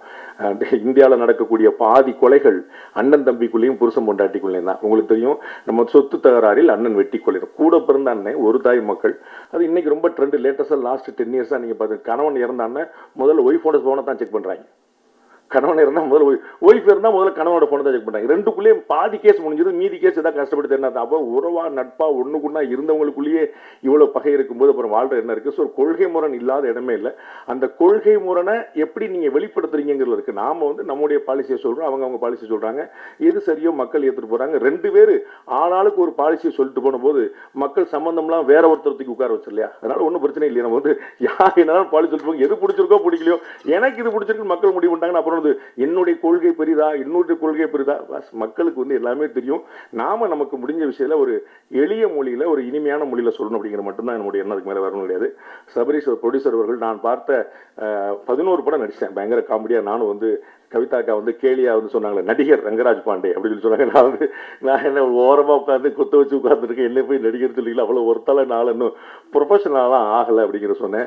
போன ப்ரெஸ் மீட்டில் வந்து டைரக்டர் சொன்னார் போல, ஏதோ அந்த பேமெண்ட்லாம் திருப்பி கொடுத்தாரு. அதுவே வந்து நான் நடிகர் ஆளுங்கிறதுக்கான உதாரணம். நடிகர் ஆன பிறகு நம்ம கொஞ்சம் பார்த்துட்டு என்ன சரியா வரல அப்படிங்கிற மாதிரி, சரியா வரல என்ன அது இல்லை என்ன வெரி ஸ்லைட் பாய் எங்க ஆப்பிள் ஜூஸ் கூடு அப்படின்னு நம்மளும் கேட்கலாம். பிறகு வந்து கேட்கலாம். நான் பார்த்த ரொம்ப 11 படம் பண்ணியிருக்கிறேன். அதில் 2 படம் வந்து சாரோடைய ப்ரொடக்ஷன்லேயே பண்ணியிருக்கிறேன். ரொம்ப இன்ட்ரெஸ்டிங்கான ப்ரொடியூசர், ரொம்ப எளிமையான ப்ரொடியூசர். அவர் வந்து ஏன் டாம்பிகமா இல்லை அப்படின்னு வந்து சுப்பிரமணிய சிவானன் கேட்டார். டாம்பிகமா இருந்தால் கூரை கறந்துருவாங்கன்னு தெரியும், நம்மகிட்ட வரும்போதே பாவம் நீங்க தான் சார் இந்த படத்தை எனக்கு சம்பளம் கொடுக்கணுங்க மாதிரி தான் வருவார். ப்ரொடியூசர் அப்படியே ரொம்ப நொந்து போய் பாவமா வந்துட்டு, ஆமாங்க நான் ஒரு 30 படம் பண்ணிட்டேங்க அப்படிம்பாரு. 30 படம் பண்ணிட்டு சும்மா பாருங்களா, அவருக்கு அவரே வெறுகையில் வந்து அவரே விழுந்துட்டு இதை மாறி பண்ண வேற கூட உட்காந்து வச்சிருப்பாரு. அவர் இன்னும் பாவமா உட்காந்துருப்பாரு. எல்லாம் வந்து பயங்கரமா வந்து அவங்க அப்பீரியன்ஸ்லயே பயங்கரமா போட்டோம். நமக்கு வந்து சரி சம்பளம் எடுத்தப்போ அவரே கஷ்டப்படுறாரு, நமக்கு எது அப்படிங்கிற மாதிரி நமக்கு ஒரு ஃபீலிங்கை கொடுத்துருவாங்க. அது எளிமை, அதே சமயம் வந்து ரொம்ப பெரிய கால்குலேஷன், ரொம்ப எதை எப்படி செய்யணும் அப்படிங்கிறது வந்து ரொம்ப எனக்கு ஒரு பெரிய படம். நான் ஒரு நிறைய படங்கள் பண்ணதுனால எவ்வளவு தெளிவான பார்வை இருக்குது அப்படிங்கிறத நான் பார்த்தேன். அது வந்து ரொம்ப ஆச்சரியம். அவரோட தொடர்ந்து தொடர்பில் இருப்போம் அப்படின்னு எனக்கு நல்லா தெரியும். லிசி அவங்களோட நடிக்கிறதுக்கான ஒரு சந்தர்ப்பம் கிடைச்சது. அவங்களும் சொன்னாங்க பாண்டே வந்து அந்த பக்கம் ஆச்சு. அது லிசி அதுக்கு முன்னாடி எனக்கு தெரியவே தெரியாது. நான் பாருங்க எவ்வளோ ஓரமாக உட்காந்துருக்கேன். வந்தோடனே நீ அந்த கட்சி தானே அப்படின்னாங்க. நான் எந்த கட்சியுமே கிடைக்க நம்பவே மாட்டேன். அந்த கட்சிக்காரன் நம்ப மாட்டான், மற்ற கட்சிக்காரன் நம்ப மாட்டான். நம்மளால எவ்வளோ கஷ்டமாகி போச்சு பாருங்க. சரி அந்த கட்சிக்காரன் நம்மளை வாழ வச்சு பார்த்தாலும் அதுவும் உங்களை இல்லாமல் போயிடுச்சு வச்சுங்களேன். என்ன நடிப்பு என்ன நடிப்பு என்ன நடிப்பு. அப்பா எனக்கு வந்து உண்மையிலேயே நான் நடிச்சதை பற்றி அவங்க சொன்னாங்க, என்னை நடிக்க விடாமல் பண்ணிட்டாங்க அவங்க. அந்த இடத்துல எமோஷன் அப்படியே கொட்டி குமிச்சு கட் சொல்றாங்க, ஃப்ரேம் மாத்தாங்க வைக்கிறாங்க. அந்த எமோஷன்ல she is travelling on that. அப்படியே அங்கேயே நிற்கிறாங்க. அதுக்கப்புறம் திருப்பி ஷார்ட் ஓகே ரெடி அப்படின்னா அப்படியே திருப்பி வர்றாங்க. அது வந்து அந்த சேஞ்ச் ஓவர் வந்து உண்மையிலேயே நம்ம பார்த்தோம்ல, இந்த அம்பி ரெமோ அது அவங்க தான் 3 நிமிஷத்துல 3 ஃப்ரேம் காட்டுறாங்க. பயங்கரமா ரொம்ப ஆச்சரியமான நடிப்பு. ரொம்ப பின்னி எடுத்துட்டு இருந்தாங்க. ரொம்ப பியூட்டிஃபுல்லா இருந்துச்சு. அந்த இடத்துல வந்து இந்த எக்ஸ்பீரியன்ஸ் வந்து ரொம்ப ஆச்சரியமா இருந்தது. வரும்போது கார்ல இறங்கும் போது ஒரு ஃபைட் சீனை தான் பார்த்தேன். அவங்க வந்து ஒரு கேரவேனுக்குள்ளேயோ இறங்கணுன்னே சண்டையை போட்டு வந்து ஒரு சுடிதார் போட்டு சண்டை போட்டாங்க. நானும் இந்த அக்கா யாரு இது ப்ரொடியூசரா இருக்கும்போது சண்டைகள்லாம் போடுதே அப்படின்னு நினைச்சுக்கிட்டு இருந்தேன். இறங்கி அவ்வளோ சண்டை போட்டாங்க. பறக்கு இந்த பக்கம் போனா நடிச்சு பரட்டி எடுத்துட்டு அப்புறம் அவங்கள்ட்ட உட்காந்து கதையெல்லாம் கேட்டேன். எப்படி மேடம் நீங்கள் பயங்கரமா இவ்வளோ நடிப்பு இவ்வளோ போடுறீங்க அப்படின்னு சொன்னபோது, என்னுடைய வீர வரலாறு தெரியாமல் இருக்கே தம்பி அப்படின்னு சொல்லிட்டு ஃபுல் ஹிஸ்ட்ரி சொன்னாங்க. கம்ப்ளீட்டாக நம்ம ஜியாகிரபி மறந்து வச்சு அவ்வளோ பியூட்டிஃபுல்லான நடிப்பு. பிரிகிடா வந்து கடைசி வரைக்கும் கண்ணில் காட்டல டைரக்டர் எனக்கு. அதனால் எனக்கு அவங்க தெரியல. பட் வந்து அவங்களுடைய அந்த ட்ரைலரை பார்த்த பிறகு என்னால் ஃபீல் பண்ண முடிஞ்சது. அவன் வந்து நேரில் பார்க்கறதுக்கு இருக்கிறவங்க அது எப்படி நடிப்புன்னு வந்தால் எவ்வளோ பெரிய சேஞ்சர் கொடுத்துருக்கான்னு பார்க்கும்போது ரொம்ப பியூட்டிஃபுல்லாக பண்ணியிருக்கிறாங்க. வெற்றி சார் சொல்ல வேண்டியதே இல்லை. நான் வந்து அங்கே இதுக்கு முன்னாடி வந்து ஒரு ப்ரெஸ் மீட்டாக தனியாக வச்சுருந்தவங்களும் நிறைய பேர் வந்திருப்பாங்க நினைக்கிறேன். அது வந்து அந்த கிரெடிட் வந்து ஃபுல்லாக டைரக்டர் தான் கொடுக்கணும். நம்ம சேனல்ஸ் இன்டர்வியூஸ் வந்து கொடுக்கும்போது 12 மணி நேரம் 15 இன்டர்வியூ அடி நாக்கு தள்ள அடிச்சிட்டு ப்ரொடியூசர் வந்து இல்லை சார் நீங்கள் கோஆப்ரேட் பண்ணுங்க சார். டைரக்டர் வந்து அடிச்சு விடவே இல்லை, அசரவே இல்லை. முதல்ல நாங்கள் 4 பேர் பேட்டி கொடுக்க ஆரம்பித்தோம். 4 பேட்டிக்கு அப்புறம் வந்து 3 பேர் பேட்டி கொடுக்க ஆரம்பித்தோம். 8 பேட்டிக்கு அப்புறம் 2 பேர் பேட்டி கொடுக்க ஆரம்பித்தோம். என்னையும் விட மாட்டேன், நானும் வந்து கிளம்பிடலான்னு பார்த்தேன். டைரக்டர் விட்டவே மாட்டார். கதற இன்னைக்கு சிஎம் பேசினார்ல இப்போ அசம்பிளியில், அந்த மாதிரி வந்து கதற அடிச்சு 15 பேட்டி கொடுத்த அப்புறம் நம்ம வெளியே அனுப்புனாங்க. அப்போ வந்து நான் சொன்னேன், அந்த பேட்டியில் சொன்னது தான், அது வந்து திரு வெற்றி அவர்களுடைய கண்ணு பேசுது. அது வந்து ஒரு பெரிய அளவில் வந்து ஒரு ரியாக்டிவான ஐஸாக இருக்குது. அது வந்து ஒரு ஆஃபீஸர்கிட்ட பேசுகிறதுக்கும் ஒரு அம்மாட்ட பேசுகிறதுக்கும் அந்த சேஞ்ச் ஒரு வந்து ரொம்ப பியூட்டிஃபுல்லாக காட்டுறாரு. ரொம்ப ஆச்சரியமான நடிப்பு இருப்பாரும். மற்ற ஜாலியான விஷயங்கள்லாம் ஒரு நிறையா இருக்குது அவருக்கு வந்து. பட் இந்த சீரியஸான விஷயத்த ஒரு டயலாக்காக டெலிவரி பண்ணுறதுல வந்து ரொம்ப பெரிய லென்த்தி டயலாக்ஸ் உங்களுக்கு தெரிஞ்சிருக்கும். அதை நேர்கொண்ட பார்வை படத்திலே அஜித் சார் சொல்லியிருந்தாங்க, 6 படத்துக்கான டைலாக்ஸ் அந்த ஒரே படத்தில் வச்சுட்டாங்க அப்படின்னு. கோர்ட் சீன் இருந்தால் அப்படி இருக்கும். அதே மாதிரி தான் இதுலேயும் பார்த்தீங்கன்னா ஏகப்பட்ட டைலாக். அது வந்து ஒரு ஃப்ரேம் கூட நான் பேப்பரை பார்க்கவே இல்லை. நான் கையிலே பேப்பருங்கமாக உட்காந்து பேரில் சார் சொன்னார்ல, கவிதா பாரதி சொன்ன கேரவனுக்கே போல எங்கே போக எனக்கு தான் அடுத்த டைலாக சொல்லுமே பீதியிலே வச்சுருந்தாங்க நம்மளை. ஏன்னா டைரக்ட் வந்து ரொம்ப மெட்டிகுலஸாக பிளான் பண்ணிருக்காரு. அதாவது மைனூட்டாக பிளான் பண்ணிருக்காரு. எங்கேயுமே வேஸ்டேஜ் இருந்துடக்கூடாதுன்னு எடிட்டர் சாருக்கு வந்து கொஞ்சம் கம்மியான வேலை தான் இருந்திருக்குன்னு நினைக்கிறேன். அந்த அளவுக்கு வந்து ஃபுல்லாக ரொம்ப பிளான் பண்ணி இதுதான் அவங்க ஃப்ரேமே முதலே முடிவு பண்ணிட்டாருங்கனால ரொம்ப ஆச்சரியமா இருந்தது. அந்த ஒர்க்கு ரொம்ப பியூட்டிஃபுல்லாக பண்ணோம். அது வந்து மறக்க முடியாது. தர்புகா சிவா சார் வந்து நான் இன்னைக்கு தான் ஃபர்ஸ்ட் டைம் பார்க்குறேன். நான் வந்து ட்ரெய்லர் வந்து மாதிரி 2-3 விஷயங்களை வந்து டைரக்டர் ஏற்கனவே காட்டும் போதே நான் சொன்னேன், இந்த வார்த்தை தான் சொன்னேன். இன்னைக்கு தர்புகா சார்ட்டையும் சொன்னேன். அதாவது பாரதியாருடைய பாடல்களை ஒரு சினிமாக்காக மாற்றுறதுங்கிறது சுலபம் இல்லை. அதை வந்து நம்ம பியூட்டிஃபுல்லாக பண்ணது ராஜா சார் தான். அவர் மாதிரி வந்து ஒரு பியூட்டிஃபுல்லாக வந்து ராஜா சார் மாதிரி அந்த பாரதியார் பாடலுக்கு உயிர் கொடுக்குறது இன்னொருத்தர் பார்க்க முடியாது. அதற்கு பிறகு நீண்ட நெடிய காலத்துக்கு பிறகு தர்புகா சார் வந்து அதற்கு ஒரு பெரிய உயிரை கொடுத்துருக்காருங்கிற பார்க்குறோம். ரொம்ப பியூட்டிஃபுல்லாக இருக்குது. அதே போல் பாரதிதாசன் வந்து கவிதா பாரதி அண்ணனுக்கு எல்லாத்துலேயும் ஒரு 2 குத்துனா தான் அவருக்கு ஒரு மன நிறைவு அமையும். அதில் வந்து பாரதியாருக்கு கிடைத்த பெருமை பாரதிதாசனுக்கு கிடைக்கவில்லை, அதற்குள் ஒரு அரசியல் இருக்குதுன்னார். நாங்கள் எதிர்கட்சி அண்ணன் சொன்னதுதான், பாரதிதாசனுக்கு கிடைத்த விஷயம் பாரதியார் கிடைக்கலன்னு நினைக்கிற குறிப்பிடாங்க. நான் வந்து செல்ல இடமெல்லாம் உங்களுக்கு தெரியும், நிறைய பேர் பார்த்துருப்பீங்க. பாரதிதாசனுடைய அந்த ஒரு பொன்மொழி, அதை தான் நான் எல்லா உரைகள்லையும் முதல்ல ஆரம்பிப்பேன். எங்கள் வாழ்வும் எங்கள் வளமும் மங்காத தமிழன்று சங்கே முழங்கு அப்படிங்கிறதான். அதை விட ஒரு வரி வந்து இன்னொன்று தேவையில்லை. அது வந்து பாரதியாருக்கு மரியாதை கிடைச்சதா கிடைக்கலையா அப்படிங்கிறது இல்லை. நீங்கள் மதிக்கிற பாரதிதாசன் தன்னை வந்து பாரதிதாசனாக மாற்றிக் கொண்டிருப்பார் அப்படிங்கிறது பாரதியாருக்கு போதுமானது. வேற எந்த கௌரவங்களும் தேவையில்லை. ரொம்ப ஆச்சரியமான அப்படி வந்து தன்னுடைய பெயரை அழித்து அது வந்து தன்னுடைய குருநாதருடைய பெயரை போடுறது அப்படிங்கிறது வந்து அது ஒரு சர்வப்பரி தியாகம்னு சொல்லுவாங்க. அந்த மாதிரி பாரதிதாசன் ஆச்சரியமான பாடல். அண்ணன் சொன்ன மாதிரி வந்து மானுட சமுத்திரம் நான் என்று கூவு அப்படின்னு சொல்லிட்டு பாரதிதாசனுடைய பாடல்கள் எல்லாமே வந்து விசால பார்வையால் விழுங்கு மக்களை அப்படின்னு எழுச்சிகரமான வரிகளாக தான் இருக்கும். அப்படி வந்து அவ்வளோ எழுச்சி மிக்க ஒரு கவிஞர் வந்து இவ்வளோ உணர்ச்சி மிக்க ஒரு பாடல் அப்படிங்கிறது நமக்கே ஒரு புதுசாக இருக்குது. அதை வந்து தர்புகா சார் வந்து ரொம்ப பியூட்டிஃபுல்லாக பயன்படுத்தி வச்சிருக்கிறாங்க. அது வந்து அந்த இறுதி முத்தம் கொடுங்கிற ஒரு வார்த்தை தவிர பின்னாடி நண்பர்கள் பேசிட்டு இருந்ததை கேட்டேன். நம்ம எவ்வளவு நல்ல தமிழ் வார்த்தைகளை தொலைச்சிட்டோம் அப்படிங்கிறது ரொம்ப வைத்தறிச்சலாக இருந்துச்சு. இன்னைக்கு வந்து ஒரு நெற்றியை பற்றி, ஒரு கற்றையை பற்றி, ஒரு கொம்பு தேனை பற்றின்னு எவ்வளவு வார்த்தைகள் பாரதிதாசனுடைய வெக்காபுலரி எதுவுமே இன்னைக்கு புழக்கத்தில் இருக்காது. யாரா ஒருத்தட்ட கொம்பு தேன் அப்படின்னு என்ன தெரியுமான்னா, என்ன ப்ரோ, ஏன் ப்ரோ இப்படி பேசுற நீ அப்படின்னு அந்த மாதிரி ஆகி நிற்கிது. நல்ல தமிழ் வார்த்தையில காணாம போச்சு. அதை வந்து அது பாரதிதாசனுடைய வரிகளில் அதில் தெரிஞ்சுதான் டைரக்டர் வந்து அப்படியே பாரதிதாசன் நிப்பாட்டி கூட அந்த மாதிரி போக வேண்டாம் பாட்டு ஜென்சி அப்படிங்கிற பாட்டுக்கெல்லாம் போக வேண்டாம்னு நினைச்சார். அனுபவத்தில் அற்புதமான வரிகளுக்கு வந்து உயிர் கொடுத்திருக்கிறாரு தர்புகா. உங்களுக்கு வந்து நிச்சயமாக காலம் உங்களுக்கு நன்றியோடு கூட நிற்கும். And director sir Dayal Padmanabhan sir வந்து சொல்ல வேண்டியதே இல்லை. நானும் முதல்ல வந்து கன்னட டைரக்டர் தான் நினைச்சேன். தயால் பத்மநாபன் ரொம்ப காமன் நேம் தானே, அதனால கன்னட இயக்குனர் போல இங்கே வந்து பாவம் தமிழ்நாட்டில் கஷ்டப்படுறாருன்னு தான் நினைச்சேன். அப்புறம் தான் விழுப்புரம்னாரு, தலைவா நீ என்ன தலைவா அங்கே போய் பின்னி எடுத்துட்டு இருக்க அப்படின்னு சொன்னா, அங்கே வந்து உண்மையிலேயே படைப்பாளிகளுக்கு எப்படிப்பட்ட மரியாதை கொடுக்கப்படுகிறது என்பதை கன்னட திரையுலகம், கன்னட அரசுகளை பார்த்து தமிழ்நாடு அரசுகளும் கற்றுக்கொள்ள வேண்டும் நான் நினைக்கிறேன். ஏன் அப்படின்னா ஒரு 7-8 வருஷமா அவார்டே கொடுக்கல அப்படின்னு மொத்தமாக கொடுக்குற பழக்கம்லாம் இங்கே இருக்குது. அங்கே வந்து எவ்வளோ பெரிய கௌரவம் வந்து எழுத்தாளர்களையும் படைப்பாளிகளையும் அமர வைத்து உட்கார வைத்து முதலமைச்சர்களும் அதிகாரிகள் வந்து நின்று கொண்டு விருது கொடுக்குற மாதிரி காட்சியெல்லாம் நம்ம பார்க்குறோம். அதெல்லாம் வந்து கற்பனை செய்ய முடியாத ஒரு உயரம். கேரளாவில் அந்த மாதிரி விஷயங்கள் இருக்கு.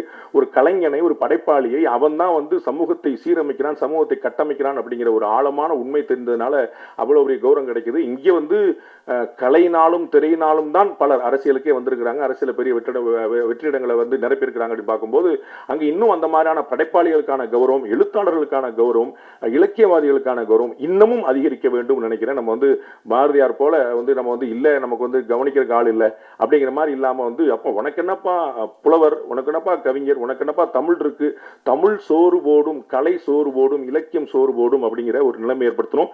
அப்பதான் தமிழ் வாழும். அந்த மாதிரி ஒரு ஆச்சரியமான ஒரு இயக்குனர். நான் வந்து அவருடைய மெட்ரிகுலஸ் பிளானிங்கை வந்து பார்த்தேன். நான் வந்து ப்ரொடியூசர்கிட்ட அவ்வளோ புகழ்ந்து சொல்லியிருக்கிறேன் டைரக்டரை பற்றி. பயங்கர ஆச்சரியங்க அப்படின்னு சொல்லிட்டு நான் வந்து அடுத்தடுத்த படங்களில் வந்து அவங்க எப்படிலாம் பண்ணுறாங்க, அவங்க வந்து தயாளன் சார் மாதிரி பண்ணுறாங்களாம் பார்க்க ஆரம்பிச்சேன். அவ்வளோ தூரம் அறிவே கிடையாது எனக்கு சினிமா பற்றி.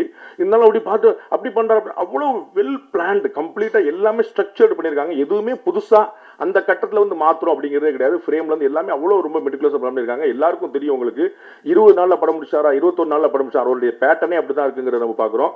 75 லட்சம் ரூபா இருந்தால் நான் நல்ல படம் பண்ணிடுவேன், ரிச்சான படம் பண்ணிடுவேன்றார். 50 லட்ச ரூபா 60 லட்ச ரூபா இருந்தால் நான் அவ்வளோ பெரிய படம் பண்ணிடுவேன்னு நினைக்கிறாரு. இந்த மாதிரி டேரக்டர்கள் எல்லாரும் வந்தாங்கன்னா எங்கள் அண்ணன் மாதிரி ப்ரொடியூசர்கள் ரொம்ப சந்தோஷமா இருப்பாங்க. அதனால வந்து நீங்கள் பார்த்துட்டு கவிதா பாரதி என்ன சொன்ன மாதிரி நீங்கள் வந்து வணிகத்துக்கான படம் இல்லைன்னு நினைச்சிடாதீங்க. வணிகத்துக்கான படம் தான். வணிகத்தில் வந்து தயாளன் சாரும் மாஸ்டர், சபரிசன் சாரும் மாஸ்டர் 2 பேர் சேர்ந்து உட்கார்ந்தா எப்படி இருக்குன்னு பார்த்துங்க. அது வணிகத்தை ரொம்ப சக்ஸஸ்ஃபுல்லாக தான் பண்ணியிருக்கிறாங்க. அண்ட் படத்துலையும் வணிகத்துக்கான விஷயங்கள் நிறையா இருக்குது. நீங்கள் ஏதோ சீரியஸாக யோசிச்சுட்டு பயங்கரமாக சண்டை போட்டுருப்பாங்க. கமர்ஷியல் எலிமெண்ட்ஸ் நிறையா இருக்குது. நம்ம பார்க்கறதுக்கு என்கேஜிங் இருக்குங்கிறது என்னால் கேரண்டியா சொல்ல முடியும். அவ்வளோ பெரிய விஷயங்கள் உள்ள கொண்டு வந்திருக்காங்க. பியூட்டிஃபுல்லாக வந்து டைரக்டர் பண்ணியிருக்காங்க. எங்கள் அண்ணன் சுப்பிரமணிய சிவா சொல்லாமல் நான் வந்து பண்ணால் அது வந்து பாவத்தில் போய் சேரும். அண்ணன் வந்து நிறைய வந்து என்னுடைய தகுதிக்கு மீறி புகழ்ந்தாங்க. இன்னைக்கு ட்ரெண்ட் அதுதான். ஸோ முதலமைச்சர் பாணியில் எல்லாரும் ஒரு குட்டி கதையை சொல்லணும். அதனால அண்ணன் ஒரு குட்டி கதையை சொல்லி ஒரு திருடனுடைய கதையை சொல்லி வந்து அண்ணன் வந்து பியூட்டிஃபுல்லாக சொல்லி கொண்டு போனாங்க. நிறைய பாண்டேக்கு வந்து அவ்வளோ பேர் தெரிஞ்சிருக்கு. பாண்டேக்கு வந்து தெரியாத ஆளே கிடையாது. பாண்டேக்கு தெரியாத ஆளே கிடையாது. அவங்களுக்கு பாண்டே தெரிஞ்சிருக்கணும்ல. அண்ணன் விவேக் சொன்ன மாதிரி இப்போ எனக்கு கமிஷனர் விஜயகுமார் தெரியும். விஜயகுமாருக்கு என்ன தெரியணும்ல, அதெல்லாம் எனக்கு அண்ணன் மோடியை சொல்றாரு அப்படி அப்படிலாம் நம்ம வந்து சரி இன்னுமா இந்த உலகம் நம்மளை நம்பிக்கிட்டு இருக்கு அப்படின்னு சொல்லிட்டு சரி ரைட் சொல்லா போனா போய்கிட்டே நம்மள நம்பர் வரைக்கும் சந்தோஷம் தான் அப்படின்னு போயிட்டு இருக்கோம். நானும் வந்து இதே போல ஒரு எளிமையான ஒரு பத்திரிகையாளர் தான். 27 வருஷத்துல 20 வருஷம் கக்கத்தில் பேப்பர் வச்சுட்டு கையில் பேப்பர் வச்சுட்டு ரோடோட சுற்றிட்டு இருந்தவன். வெறும் டீ, வெறும் காஃபி நான் சொல்லிட்டே இருப்போம். நம்ம வந்து சால்டாவே எதுவும் ஃபுட்டு போக மாட்டேது, எல்லாம் லிக்விடா ஃபுட்டு போயிட்டே இருக்கேப்பா அப்படின்னு சொல்லிட்டு அப்படி போயிட்டு இருந்த ஒருத்தன் தான். இறைவனோட கருணை உங்களை போன்ற ஒரு 4 நல்ல மனிதர்களுடைய சந்தர்ப்பம் கிடைச்சது. அண்ணனுடைய வெள்ளை யானைக்காக நான் காத்திருக்கிறேன். அது வந்து ஒரு ஆச்சரியமான ஒரு படைப்பு. அது வந்து அங்கே அப்படியே திரையிலே நிற்குது, ஒரு ரஃப் கட்லேயே நிற்குது. அது ஃபைனல் கட்டுக்கு எப்போ வரும்னு நான் பார்த்துட்டு இருக்கேன். அது வந்து நிறைய ஆச்சரியமான படம். உங்களுக்கு தெரியும் பெரிய பெரிய ஆட்கள்லாம் எப்பயுமே வந்து அண்ணனை கூட வச்சிருப்பாங்க. அண்ணன் பக்கத்தில் இருந்தாருன்னா அவர் பெரிய ஆள் அப்படி பார்த்துக்கலாம். நம்ம வந்து அண்ணன் வந்து பெரிய ஆள் பக்கத்தில், அண்ணன் பக்கத்தில் உட்காந்துருக்கேன் பாருங்க, 2 பேர் பாருங்க உங்களுக்கு அந்த மாதிரி தெரிஞ்சிருக்கும். அண்ணன் பக்கத்தில் உட்காந்தனால பெரிய ஆள் தான் அப்படிங்கிற மாதிரி வந்து அவர் பெரிய பெரிய நெட்வொர்க் வந்து பெருசாக இருக்கும். நெட்வொர்க்கிங் தான் அண்ணனுடைய மாஸ்டர் எக்ஸலன்ஸ் விஷயமே. அது வந்து ஆக்சுவலாக பார்த்தீங்கன்னா அண்ணனுக்கு தான் தெரியாத ஆளே கிடையாது. ஓவர் த ஃபோனில் வந்து நிறைய பேர் பிடிக்க முடியும். எனக்கு வந்து ரணசிங்கம் படத்தின் போது அண்ணன் வந்து ஒரு பெரிய தத்துவத்தை சொன்னார். அந்த தத்துவம் யார் சொன்னார்னு சொல்ல மாட்டேன், ஆனால் அந்த தத்துவத்தை சொன்னார் எனக்கு அண்ணன். தம்பி நான் அவர்கிட்ட பேசினேன் தம்பி. அவர் வந்து எனக்கு ஒரு அருமையான தத்துவத்தை சொன்னார். என்ன பண்ண ஒவ்வொரு நாளும் உன்னை விட வயதிலேயோ அனுபவத்திலேயோ பேர்லையோ புகழ்லையோ செல்வாக்குலையோ கீர்த்திலையோ ஏதோ ஒன்றுல உயர்ந்த 3 பேருக்கு தினசரி காலையில் ஒரு தொலைபேசி அழைப்பு. அண்ணே நல்லா இருக்கீங்களாண்ணே அப்படின்னு ஒரு 3 பேர், டெய்லி ஒரு 3 பேர். அவர்களுக்கு என்னைக்கோ ஒரு நாள் தேவைப்படும் போது உன்னுடைய பேர் நினைவில் வரும். அண்ணன் எத்தனை பேருக்கு போன் போட்டிருப்பான்னு யோசிக்க. இந்த தத்துவத்தை வந்து வேறு ஒரு பெருமகனார் வந்து அண்ணனுக்கு சொல்லி, அண்ணன் வந்து கண்ணன் போல இருந்து எனக்கு இந்த உபதேசத்தை சொல்லி அதை வந்து நான் பச்சு பிடிச்சிக்கிட்டு இருக்கிறேன். அது வந்து டெய்லி ஒரு காலைல 3 பேருக்கு ஃபோன் அடிக்கலான்னு பார்த்தேன். ஃபோன் நம்பர் தான் தெரிய மாட்டேது. அதுதான் பெரிய பிரச்சனை. ரொம்ப இன்ட்ரெஸ்டிங்கான கேரக்டர். எல்லாத்தையுமே அந்த இருக்கக்கூடிய இடத்த வந்து அண்ணன் வந்து எப்பயுமே ஒரு ஹாப்பியாக வச்சிருப்பாரு. ரொம்ப ஒரு மகிழ்ச்சி அந்த இடத்துல பரவிடும். அது போன்ற ஒரு நல்ல மனிதரோட தொடர்பு இருக்குதான் நமக்கு ஒரு பெரிய புண்ணியம். இது வந்து ஒரு அற்புதமான படம், கேரண்டி அதனால சொல்ல முடியும். படத்தோடைய நான் இங்கே இந்த மேடையில் வந்து சொன்னாங்க, அண்ணன் கவிதா பாரதினா எல்லாருக்கும் சேர்த்து அவரே ஓட்டு போட்டார். வந்து இங்கே இருக்க பலருக்கும் பாண்டேக்கும் உடன்பாடு கிடையாதுன்னு அவரே சொல்லிட்டாரு. அதனால் வந்து அப்படி இருக்கலாம். உங்களுக்கு நீங்கள் நினச்சிட்டு இருக்கீங்க ப்ரொடியூசர் என்ன கலர் சட்டை போட்டிருக்காருன்னு பார்த்துக்குங்க. டைரக்டர் யாருன்னு நான் யார்ட்டையும் சொல்ல மாட்டேன், எனக்கு மட்டும் தான் தெரியும். இந்த மாதிரி ஒரு கிளப்பி விட்டு போயிட்டு அவங்க இல்லைன்னு சொல்ல மாதிரி. கொள்கை இது வந்து எனக்கு இந்த படத்துடைய கொள்கையில் உடன்பாடு இருக்கா இல்லையாங்கிறதுல நான் இந்த படத்தில் நடிப்பதற்கு கூலி வாங்கியிருக்கிறேன். அந்த கூலிக்கு விசுவாசமாக உழைக்க வேண்டும் என்பது மட்டும்தான் என்னுடைய நோக்கம். அதற்கு டைரக்டருக்கு இன்னொரு டேக் வரணுங்க அப்படின்னு சொல்லி அவருக்கு வந்து ஒரு டிஜிட்டலாக இருந்தாலும் இன்னொரு நாள் எடுத்துட்டு போயிடக்கூடாது. நாங்கள் வந்து அது மாதிரியான ஒரு வாய்ப்புனால தான் நாங்கள் வந்து 2 நாள் படத்தை முன்னாடியே முடித்தோம். ஸோ நமக்கு வந்து கமல்ஹாசன் சார் மாதிரி அவார்டு வாங்க முடியாது, சிவாஜி சார் மாதிரி பேர் வாங்க முடியாது, அது நமக்கு முன்னாடியே தெரியும். அதனால் நம்மளால என்ன முடியுமோ நம்ம வந்து அதை மட்டும் சரியாக செஞ்சுருவோம். ஸோ டைரக்டருக்கு வருத்தப்படாமல் ப்ரொடியூசருக்கு கையை கிடைக்காமல் நம்ம என்ன வேலை பண்ண முடியுமோ அதை பண்ணிடுவோங்கிற தவிர எனக்கு வேற எந்த நோக்கம் இல்லை. அந்த வகையில் இது வந்து ஒரு பியூட்டிஃபுல்லான இன்ட்ரெஸ்டிங்கான படம். அதை வந்து நான் உள்ள கான்ட்ரிபியூட் பண்ணும்போதும் எனக்கு ஒரு பெரிய ஒரு ஈர்ப்பை ஏற்படுத்தி இருந்துச்சு, அது ஒரு பிணைப்பை ஏற்படுத்தி இருந்துச்சு. நான் அப்படி தான் எல்லா இடத்துலையுமே ஒர்க் பண்ணுறேன். அதனால் ஒரு பியூட்டிஃபுல்லான படம் பாருங்க, உங்களுடைய நியாயமான விமர்சனங்களை வைங்க, நிறைய நண்பர்கள் கொண்டு போய் சேருங்க. இறைவன் துணை இருக்கட்டும். நன்றி, வணக்கம். நான் ஸ்டாப்பா அடிச்சு துவைச்சு காய வச்சுட்டு போயிட்டீங்க சார். சார் நாளையிலேருந்து நான் உங்களுக்கு ஒரு ஃபோன் பண்ணுவேன் சார். அடுத்ததாக நாம் பேச அழைக்கிறோம் ரேடன் போன்ற சினிமா கம்பெனிகளுக்கு பெரும் துணையாக இருந்தவர், இந்த படத்தை தயாரிக்க முன்வந்த சபரீஷ் அவர்களை இப்போது பேச அழைக்கிறோம். இந்த விழாவை சிறப்பிக்க வந்திருக்கும் அனைத்து பத்திரிகை நண்பர்களுக்கும் எனது மனமாக நன்றி தெரிவித்துக் கொள்கிறேன். இந்த திரைப்படம் எனக்கு என்ன கொடுக்க போகுது அப்படின்னு கேட்டால் கண்டிப்பாக ஒரு பேர் கொடுக்கும் அப்படின்னு நம்பிக்கை இருக்குது.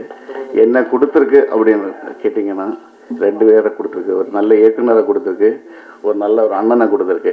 நான் இந்த படத்தை பேசுகிறதுக்காக பாண்டே சாரை கூப்பிடுவோம், அன்றைக்கி சார்னு தான் கூப்பிட்டேன்.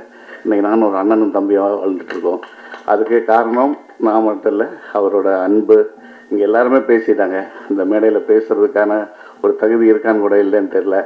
நான் இது பேசுகிறதுக்கு விரும்பவும் இல்லை. அது வந்து தமிழ்நாட்டில் ஒருத்தர் மட்டும்தான் பேசாமல் இருக்காரு அப்படின்றத தாண்டி நானும் பேசாமல் இருக்கிறேன் அப்படின்ற ஒரு வரலாறு இருக்கணும்னு நினச்சி தான் பேசலை. அது எல்லாம் பாட்டு எனக்கு கேட்டது கற்றுக்கிட்டதா. ஸோ எனக்கு இந்த படம் வந்து ஒரு நல்ல திரைப்படத்தையும் ஒரு நல்ல ஒரு இயக்குனரையும் ஒரு நல்ல ஒரு சகோதரனையும் கொடுத்துருக்கு அப்படின்னு சொல்லி இந்த படம் ஒரு நல்ல படம்.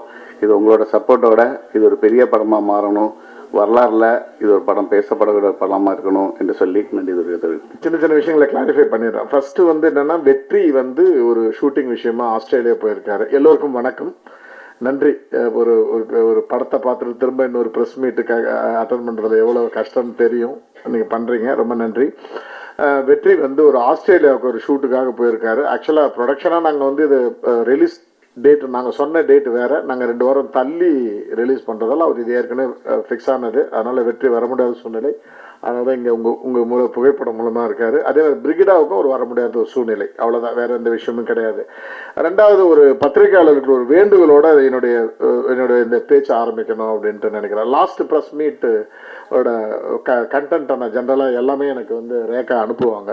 வீடியோ ஆகட்டும், அதோட வெப்சைட்டில் வர்ற விஷயங்கள், பிரிண்ட் மீடியாவில் வர்ற விஷயங்கள் அனுப்புகிறப்ப நான் ரேக்கா கிட்ட ஜென்ரலாக டிஸ்கஷன் கேட்டப்போ, என்ன ரேக்கா நீங்கள் வந்து ஒரு ஒரு ஒரு லைவாக ஒரு ப்ரோக்ராம் நடக்குது, ஆனால் எல்லா கண்டென்ட்டும் ஒரே கண்டென்ட்டாக இருக்கு, நீங்கள் வந்து எழுதி எல்லாருக்கும் அனுப்பிச்சிட்டு அதே போடுறாங்களா அப்படின்னு கேட்டப்போ ஆமாம் சார் அப்படின்னு சொன்னாங்க. இது என்னோட வேண்டுகோள். இப்போ எல்லாருக்கும் எப்படி உங்களுக்கு நீங்கள் என்ன எழுதணும் என்ன பிரிண்ட் பண்ணுன்ற உங்கள் சுதந்திரம் உங்களுக்கு இருக்கோ, அதே மாதிரி எனக்கு கருத்து சுதந்திரம் எனக்கு இருக்குது, எக்ஸ்பிரஸ் பண்ணுற சுதந்திரம் இருக்குன்னு நினச்சி உங்கள்கிட்ட சொல்கிறேன். எனக்கு என்னென்னா, ஒரு மேடை ஒரு நிகழ்ச்சின்றப்ப ஒவ்வொருத்தருக்கும் ஒரு பார்வைன்னு ஒன்று இருக்கும். நான் பேசுகிற ஒரு பேச்சு, மற்றவங்க பேசுகிற பேச்சு வந்து உங்களுக்குள்ள ஒரு தாக்கத்தை ஏற்படுத்தும். உங்களுக்குள்ள ஒரு விஷயம், பாண்டே சார் பேசின விஷயங்களை ரசித்த நீங்கள், ஒரு சிலர் சாதாரணமாக ஷான் சொன்ன மாதிரி உள்ளுக்குள்ள அவர் மேலே வெறுப்பு இருந்துச்சுன்னா அதை நீங்கள் அக்செப்டே பண்ணியிருக்க மாட்டீங்க. எனக்கு இது அத்தனையும் உங்களோட எழுத்தில் வரணும்னு நினைக்கிறேன்.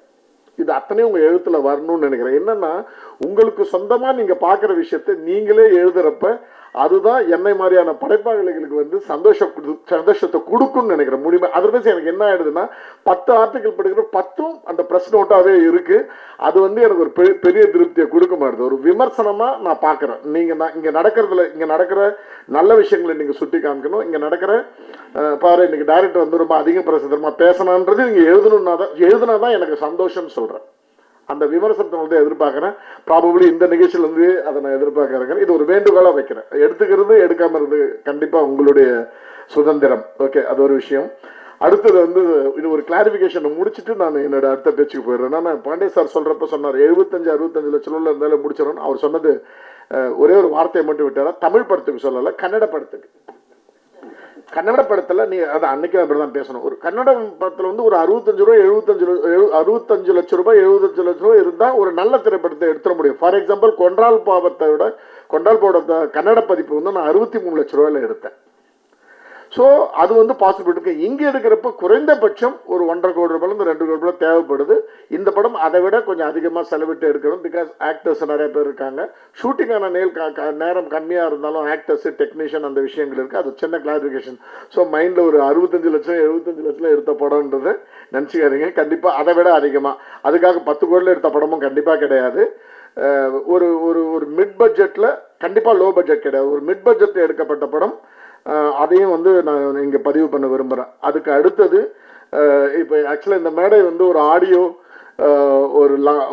லான்ச், ஒரு ட்ரைலர் லான்ச்ன்றதை பார்த்து ஒரு இடதுசாரி வலதுசாரி காதல் மேடையை தான் என்னால் பார்க்க முடிஞ்சு. அது வந்து உங்களுக்கு ஒரு காதல் மேடை. பட் இந்த காதல் வந்து உண்மையிலே ஹானஸ்டாக சொல்ல போனால் ஷானு, கவிதா பாரதி ப்ளஸ் என்னுடைய ஃப்ரெண்ட் ஒருத்தன் சரவணன், இவங்க 3 பேரும் கிரியேட்டிவ் டீமில் இருக்கிறப்ப சரவணன் வந்து எப்போதுமே கொஞ்சம் சைலண்டாக இருப்பான். எப்போ ரொம்ப லிமிட்டடாக பேசுவான். அவன் வந்து ஒரு சைடில் ஒரு சேல்ஸ் மேனேஜராக இருக்கான். நிறைய விஷயங்கள் அவங்கள்ட்ட வந்து எனக்கு இன்புட் கிடைச்சிது இவங்க 3 பேரும் கிரியேட்டிவ் டீமில் இருக்கிறப்ப. ஆனால் ஷானும் கவிதா பாரதி சாரையும் இன்புட்டை பட்னு ரியாக்ட் பண்ணிடுவாங்க. ஸோ நான் முத பாண்டே சார்னு சொன்னப்போ வேணவே வேணாம் சார் அப்படின்ற வார்த்தை வரல. பட் எதுக்காக வரலன்றதையும் சொல்லிடுறேன். ஒன்று வந்து ஓகே, கொள்கை ரீதியாக ஷான் கூட எனக்கு தெரிஞ்சு ஒரு மாதிரி இடதுசாரியான சிந்தனை கொண்டவர் தான். இடதுசாரி வலதுசாரின்ற விஷயத்துல அவங்க அந்த ஹெசிடேஷன் இல்லை. எப்படி வந்து இந்த கேரக்டர்ல பாண்டே சாரை ஒரு பொருத்தி பார்க்கறாரு அப்படின்னு அவங்களுக்கு புரியல. எப்போ அந்த ஐஸை என்னால் பிரேக் பண்ண முடிஞ்சு அப்படின்னா, கவிதா பாரதி சாரை கூட்டின்னு போயிட்டு பாண்டே சாரை மீட் பண்ணப்போதான் கவிதா பாரதி சார் வெளில வந்து, சார் இல்லை சார் உங்களோட செலெக்ஷன் கரெக்டு சார்னு அன்னைக்கு அவரால் அதை புரிஞ்சுக்க முடிஞ்சு. யாரால? கவிதா பாரதி சார்ல. அது வரைக்கும் 2 பேருமே என்னைக்குமே கமெண்ட் பண்ணது கிடையாது. அது என் மேல அவங்க வச்ச நம்பிக்கை. ஆக்சுவலா கமெண்டே பண்ணது கிடையாது. அது வந்து அந்த டீசன்சியை, அந்த கல்ச்சரை நான் வரவேற்கிறேன். ஷான் கூட அவ்வளவுதான். அதே மாதிரி ஷானும் கூட அப்படிங்களா ஓகே அப்படின்னு இருந்தாரு. எந்த விமர்சனம் பண்ணல. நாள் ஷூட்டிங் பார்த்தோன்னா, சார் எக்ஸாக்ட்லி சார் உங்களுடைய இது கரெக்டா இருந்துச்சுன்னு சொன்னாரு. ஸோ இந்த கல்ச்சரை எனக்கு அதை வந்து அந்த ஃப்ரெண்ட்ஷிப்பை அட்வான்டேஜ் எடுத்துக்காம அந்த பண்பாடை நீங்க கடைபிடித்ததுக்கு ரொம்ப நன்றி. இது ஒரு விஷயத்த நான் சொல்லணும்னு நினைச்சேன். அதுக்கு அடுத்தது இப்போ ஒரு இன்ஃபர்மேஷனாக சில விஷயங்கள் சொல்லிடுறேன். ஆக்சுவலாக நான் ஒரிஜினலாக இது வந்து 26ஆம் தேதி இல்லை 3ஆம் தேதி, ஜூலை 3ஆம் தேதி ரிலீஸ்ன்ற மாதிரி யோசித்தோம். இல்லாட்டினா ஜூன் 26ன்ற மாதிரி யோசித்தோம். நிறைய டிஸ்ட்ரிபியூட்டர்ஸு, பிஸ்னஸ்ஸு அப்படிலாம் வந்து கடைசியாக இப்போ என்ன முடிவு பண்ணியிருக்கிறேன்னா, ஜூலை 10ஆம் தேதி படம் ரிலீஸ் ஆக போகுது. லவ் அந்த படமும் அனௌன்ஸ் பண்ணியிருக்காங்க. கூட இதய முறையிலையும் அனௌன்ஸ் பண்ணியிருக்காங்க. அந்த படங்கள் கூட இந்த படமும் ரிலீஸ் ஆக போகுது. இது அஃபிஷியலாக நான் அனௌன்ஸ் பண்ணுறேன். ஏன் இந்த ஒரு ஜென்ரலாக என்னென்னா, இப்போ எல்லாமே சொன்னாங்க செம்ம பிளானிங், அவர் சொன்னதை அதே டேட்டுக்கு தான் பண்ணுவார் அப்படிலாம் சொல்லி சொன்னாங்க. ஒரே ஒரு விஷயம் என்னன்னா, இந்த டிஸ்ட்ரிபியூஷன் இப்போ இது டிஸ்ட்ரிபியூட் பண்ண போகிறது வந்து ட்ரைடன்ட் ஆர்ட்ஸ் ரவீந்திரன், என்னுடைய ஒரு 20 வருஷ நண்பர். உங்களுக்கு ரொம்ப ஈஸியாக ரைட்டிங்காக சொல்லணும்னா, ட்ரைடன்ட் ரவி முதலில் ப்ரொடியூஸ் பண்ண படத்தோட டைரக்டர் நான் தான். கன்னடத்தில் தான் அவர் படத்தை ப்ரொடியூஸ் பண்ணார். ரெயின்போ பிக்சர்ஸ்னு ஒரு ஃப்ரெண்ட்ஸ் எல்லாம் சேர்ந்து பண்ண படம் தான். அதுக்கு நான் தான் டைரக்டர். ஐ திங்க் 2004 5 நான் டைரக்ட் பண்ணேன். ஸோ அப்போலேருந்தே ரவீந்திரன் சார் எனக்கு பழக்கம். இந்த படத்தை டிஸ்ட்ரிபியூட்டராக பார்த்தது அவர் தான். அதன் பிறகு நிறைய பேர் பார்த்தாங்க. பார்த்தப்ப எல்லா இதுலேயும் வந்து ஒரு சின்ன டிஸ்கஷன் வந்துச்சு. என்னன்னா, உங்களுக்கு பிஸ்னஸ் ரொம்ப அடிப்படையாக ஒரு விஷயம் தெரியும். ஒரு டிஸ்ட்ரிபியூஷன்ன்றப்ப இதுக்கு எவ்வளோங்க செலவு பண்ணணும், ஒரு 100 ரூபாய் செலவு பண்ணணும், 100 ரூபாய் செலவு பண்ணி ரிலீஸ் பண்ணுங்க அப்படின்னு. 100 வந்துச்சுன்னா இவ்வளோ கமிஷன் கொடுக்கணும், 100 வராட்டினா கலெக்ட் ஆகாட்டினா எவ்வளோ கலெக்ட் ஆகுதோ மிச்ச காசை 60 நாளில் ரிட்டர்ன் பண்ணணும். இதுதான் ஒரு பிஸ்னஸ் ஃபார்மேட். இப்போ நான் எல்லாருக்கிட்டையுமே புதுசாக வந்து பெரிய பெரிய டிஸ்ட்ரிபியூட்டர்ஸ் கிட்ட போட்ட மொதல் கண்டிஷன் என்னன்னா, 100 வேணும், அந்த 100 நீங்கள் செலவு பண்ணாதீங்க, எங்கள் கையில் கொடுங்க, என்ன பப்ளிசிட்டி பண்ணி எப்படி பண்ணணுன்றதை நாங்கள் பண்ணிக்கிறோம். ஏன்னா இது ரிட்டர்னபிள் அட்வான்ஸ் நீங்கள் கொடுக்கறது. இது ஜென்ரலாக என்ன பண்ணுவாங்கன்னா, போஸ்டருக்கு நான் காசு கொடுத்துக்கிறேன், எல்லாமே நாங்கள் செலவு பண்ணுறோம் கையில் வச்சுன்னு. இல்லை, அந்த கண்டிஷன்லாம் நான் படம் கொடுக்க மாட்டேன். நீங்கள் வந்து நீங்கள் இந்த படத்துக்கு என்ன பணத்தை ஃபிக்ஸ் பண்ணுறீங்களோ அதை என் கையில் கொடுங்க, நான் தான் செலவு பண்ணுவோம். அதுக்கு என்ன பப்ளிசிட்டின்னு அது பண்ணுவோம். நாளைக்கு நீங்கள் இந்த இடத்துல இதுக்கு ஏன் சார் எவ்வளோ நீங்கள் ஒரு கேள்வி கேட்டீங்கன்னா உங்களுக்கு எனக்கு மிஸ். இது மாதிரி நிறைய டிஸ்கஷன்ஸ் வந்து வந்து வந்து வந்து ஹானஸ்ட்லி நேர்மையாக சொல்கிறேன், நேற்று காலையில் தான் நான் வந்து டைடன் ரவி சார்கிட்ட பேசி, சார் இல்லை சார் எனக்கு வந்து நான் நினச்சிக்கிற மாதிரியான ஒரு பப்ளிசிட்டி பண்ணி இந்த படத்தை ரிலீஸ் பண்ணணும், அதனால நம்ம பண்ணுவோம் அப்படின்னு சொன்னால், டைடன் ரவி சாருக்கு எப்போவுமே வந்து எனக்கு ஒரு சொந்த வீடு மாதிரி, எல்லா விஷயத்துக்கும் என்னால் ஈஸியாக போயிட்டு எது வேணாலும் இது பண்ண முடியும். நாங்கள் ஒரு டேர்ம்ஸ் பேசிட்டு அவர் ஒத்துக்கிட்டாரு. ஸோ ஜூலை 10 இந்த விஷயங்கள் நடக்குது, படம் ரிலீஸ் ஆகுது. ஸோ இது அதுக்கு வந்து உங்களுடைய சப்போர்ட், முழுமையான சப்போர்ட் தேவை. இது எத்தனையும் வந்து இன்ஃபர்மேஷனாக பேசிட்டேன். இப்போ வந்து இந்த படத்தை பற்றி பேசுகிற சில விஷயங்கள், ஃபஸ்ட்டு இந்த மியூசிக்கை பற்றியும் நிறையா, படத்தை பற்றியும் நிறையா விஷயங்கள் பேசிட்டேன். ஒரே ஒரு 2 எக்ஸாம்பிள் மட்டும் சொல்லிட்டு என்னுடைய பேச்சை முடிச்சுக்கணும்னு நினைக்கிறேன். ஒரு மனிதன் வந்து ஒரு சூழ்நிலை காரணமாக ஒரு குற்றவாளியாக ஆகிறான். அந்த குற்றவாளி நிலைமை ஆகிறப்ப அவனுடைய அப்நார்மலிட்டி, ஒரு அசாதாரணமான சூழ்நிலை தான் அவனை வந்து குற்றவாளியாக மாற்றுது. அதனால் அவன் ஒரு சாதாரண மனிதன் மாதிரி சிந்திக்காமல் அசாதாரணமாக சிந்திச்சாலும் குற்றவாளி ஆகிறான். அவனுக்கு திருந்தறதுக்கான வாய்ப்பை எத்தனை மேலே வேணாலும் கொடுக்கணும் அப்படின்றது என்னுடைய எண்ணம், இது என்னுடைய ஸ்டாண்டு. இதை இந்த படத்தில் நான் பேசியிருக்கேன். ஓகேங்களா? எத்தனை முறை வேணாலும் அவனுக்கு சந்தர்ப்பம் கொடுக்கணும், அவன் திருந்தாட்டாலும் திருந்துன்னு சொல்லணும். அதுக்கு நான் சொல்லியிருக்கிறதே வந்து குழந்தை வளர்ப்பை பற்றி நான் சொல்லியிருக்கேன். நம்ம குழந்தை தப்பு பண்ணுறப்ப 10 வாட்டி அவன் தப்பு பண்ணால் கூட 10 வாட்டி அடிச்சுட்டு திரும்ப சரி இனிமேட்டு செய்யாத அப்படின்னு சொல்லுவேமே தவிர, அவன் வந்து வீட்டை விட்டு வெளியே போன்ற அந்த எக்ஸ்ட்ரீம் ஸ்டெப்ஸ் நம்ம எடுக்கிறது வந்து ரொம்ப ரொம்ப ரேர். அதர்வைஸ் நம்ம அடிச்சுட்டு திரும்ப யோசிச்சுட்டு தான் இருப்போம், அடிச்சிட்டோமே இப்படி பண்ணிட்டோமே அப்படின்னு யோசிப்போம். ஒரு குழந்தை வளர்ப்பெடுப்புன்ற வார்த்தையை நான் யூஸ் பண்ணியிருக்கேன். இதே தான் இந்த படத்தில் நான் சொல்ல வர கருத்து. ஆனால் என்னுடைய கருத்தை திணிக்கிறதுக்கான ஒரு படம் இது கிடையாது. அப்ப ஆப்போசிட்ல இருக்கிறவங்களுக்குன்னு ஒரு கருத்து இருக்கும்ல, ஒரு எதிர் கருத்து இருக்கும்ல, அந்த கருத்தையும் இதுல பேசியிருக்கோம். ரொம்ப ஒரு என்டர்டைன்மெண்டான படம் சொல்ல மாட்டோம், ரொம்ப எங்கேஜிங்கா இருக்கிற ஒரு படம். அதுல ஆங்காங்கே என்டர்டைன்மெண்ட் விஷயங்கள் இருக்குமே தவிர ரொம்ப எங்கேஜா உங்களை ரொம்பவும் ஒரு ஒரு ஒரு உலகத்துக்குள்ள, ஒரு ஜெயிலுக்குள்ள கொண்டு போவோம், திரும்ப ஒரு வில்லேஜுக்குள்ள கூட்டு போவோம். அது மாதிரியான ஒரு கதை அம்சம் இருக்கிற விஷயம். இந்த குற்றவாளி, இந்த ஒரு சூழ்நிலையால ஒரு மனுஷன் குற்றவாளி ஆகிறான்றதுக்கு நான் 2 விஷயம் தான் சின்னதாக ரெஃபர் பண்ணிட்டு என்னுடைய பேச்சை முடிச்சுக்கலான்னு இருக்கேன். ஒன்று, நான் ஒரு சென்ட்ரல் கவர்மெண்ட் எம்ப்ளாயாக ஒர்க் பண்ணப்ப, நான் பேச்சுலராக இருந்தப்ப எனக்கு சின்ன வயசுலேருந்து மியூசிக் கற்றுக்கணுன்ற ஆசை இருந்துச்சு. ஓரளவுக்கு சுமாராக பாடுவேன். ஆனால் மியூசிக் கற்றுறதுக்கான பொருளாதார சூழ்நிலை எனக்கு வந்து இல்லை. எங்கள் அம்மாவுக்கு எஃபர்ட் பண்ண முடியல, சிங்கிள் பேரண்ட்ன்றதால.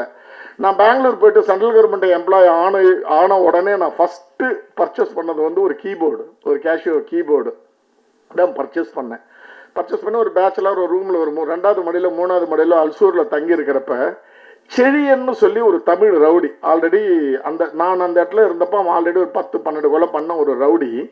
அன்னைக்கு அவனுக்கு குடிக்க காசு இல்லாமல் வந்து அந்த கீபோர்டை எடுத்துகிட்டு போயிட்டான். நான் இந்திரன்னு சொல்லி ஒரு ஸ்ரீலங்கா தமிழன்னு, நாங்கள்லாம் உட்காந்து சாப்பிட்னு இருக்கோம். அவன் பாட்டுன்னு வந்தான், டே குடிக்க காசு இல்லடான்னு சொல்லிட்டு நேராக வந்தான், கீபோர்டு எடுத்துகிட்டு போயினே இருந்துட்டான். முதல் முறையாக வாழ்க்கையில் நான் யோசித்தோம், என் வாயில் கெட்ட வார்த்தை ஆக்சுவலாக வந்துச்சு, நான் கண்ட்ரோல் பண்ணிட்டேன். நீ பெரிய கொலை, நீ பெரிய ரவுடி இல்லடா, உன் சாவு என் கையில் என் மைண்டில் வந்துச்சு. ஏன்னா 19-20 வருஷம் கழிச்சு நான் கனவு கண்டு வாங்கி வச்ச ஒரு கீபோர்டு ஒருத்தன் திருடுன்னு போறப்ப என் மைண்ட்ல வந்துச்சு, இவனை எப்படின்னா நான் போட்டுருணும்டா அப்படின்ட்டு. நான் சென்ட்ரல் கவர்மெண்ட் எம்ப்ளாயி போயிருக்கேன் விழுப்புரத்துல இருந்து. என் மனசுல வந்து என்னைக்காவது பண்ண ஒரு 6 மாசம் எனக்கு அந்த எண்ணம் இருந்தது, இவனை எப்படின்னா போட்டுருணும். ஆனா போலீஸ்ல மாட்டக்கூடாது அப்படின்ற எண்ணம் வந்துச்சு. எதுக்கு வந்துச்சுன்னா பணத்துக்காக, புகழுக்கு, எதுக்காகவுமே வரல. என் கீபோர்டை இவன் தூக்கின்னு போயிட்டான். ஸோ நான் டிப்ளமோ படிச்சு நான் வந்து ஒரு சிங்கிள் பேரண்ட்ல பயங்கர தெளிவா வளர்ந்தேன். இது எதுவுமே இல்லை, அந்த சூழ்நிலை என்னை அப்படி யோசிக்க வச்சுச்சு. ஒரு குலகாரன் அப்புறமா ஒரு பாயிண்ட்ல வந்து அந்த இந்திரன் சொல்லுற ஸ்ரீலங்கா தமிழன் ஒரு அகதி, அவன் தான் எனக்கு சொன்னான், ஏங்க பாவம் அவன் பிச்சைக்காரன் எடுத்துன்னு போயிட்டான், காசு இல்லாதவன், நம்மளுக்கு சம்பாதிக்க எது இருக்கு, விட்டு போங்க, என்ன அதெல்லாம் யோசிக்காதீங்கன்னு சொல்லி என் மனசை மாத்தினான். கடவுள் புண்ணியத்தில் எனக்கு ஒரு அந்த கட்டுப்பாடு இருந்துச்சு, அதனால வரல. அது குற்றவாளியோட சூழ்நிலையை சொல்றதுக்காக சொல்றேன். இது ஃபர்ஸ்ட் எக்ஸாம்பிள்.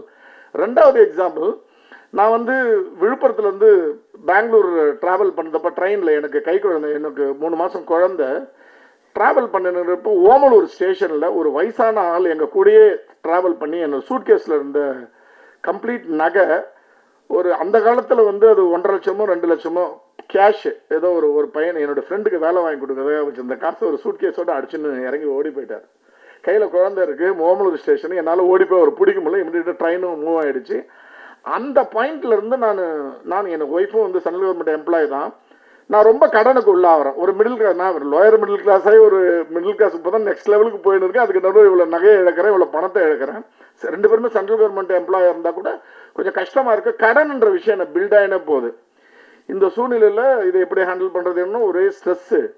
விழுப்புரத்துலேருந்து சென்னைக்கு ட்ரெயினில் போயின்னு இருக்கிறப்ப எக்மோர் ஸ்டேஷனில் ஏறுறேன், ஆப்போசிட்டில் ஒரு கப்பல் உட்கார்ந்து இருக்காங்க. ஒரு லேடி வந்து நிறைய நகை போட்டுன்னு இருக்காங்க, காரைக்குடியோ மதுரை எங்கே போகிற ஒரு லேடி. அவங்க ஹஸ்பண்ட் வந்து சொல்கிறாரு, நீ இப்போ ட்ரெயின் ஸ்டார்ட் ஆனவொன்னே தூங்கிடுவ, நகையெல்லாம் எடுத்து கட்டி உள்ளே வை அப்படின்னு சொல்கிறாரு. எல்லாத்தையும் கட்டி நகையெல்லாம் கட்டி அந்த அம்மா உள்ளே வச்சிடுறாங்க. தாண்டி செங்கல்பாடு கூட தாண்டல, 2 பேரும் தூங்கிடுறாங்க. என் மைண்டில் வந்தது என்னென்னா, எப்போவுமே கடவுள் மேலே ஒரு பாரத்தை போடுவோம்ல, கடவுளே நம்ம காமிச்ச வழின்ட்டு. நான் யோசித்த விஷயம் என்னன்னா, ஒருவேளை என்னுடைய கடனை என்கிட்ட இருந்து ஒருத்தன் அடிச்சுன்னு போனான்ல, அதுக்கு தான் கடவுள் எனக்கு ஒரு வழியை காமிக்கிறார் போல இருக்கு. ஒரு வேலை பண்ணலாம், விழுப்புரத்தில் இறங்கினா தானே பிரச்சனை. முண்டியம்பாக்கத்தில் இந்த நகை, நான் ஒரு சென்ட்ரல் கவர்மெண்ட் எம்ப்ளாயி, நான் ஒரு இன்ஜினியரிங் லெவலில் படிச்சுட்டு உள்ளே போகிறேன்.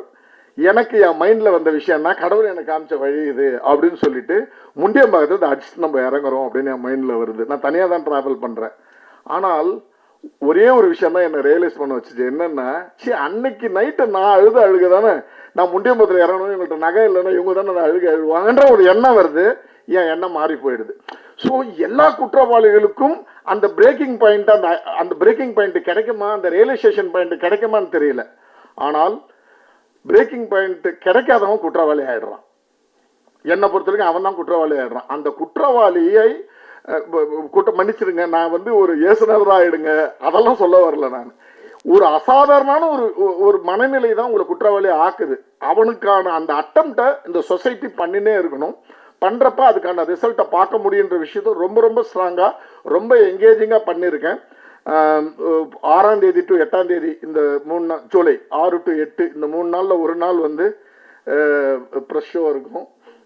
அந்த 8 இப்போதைக்கு பண்ணி வச்சுருக்கோம், நாங்கள் ட்ரை பண்ணின்னு இருக்கோம்.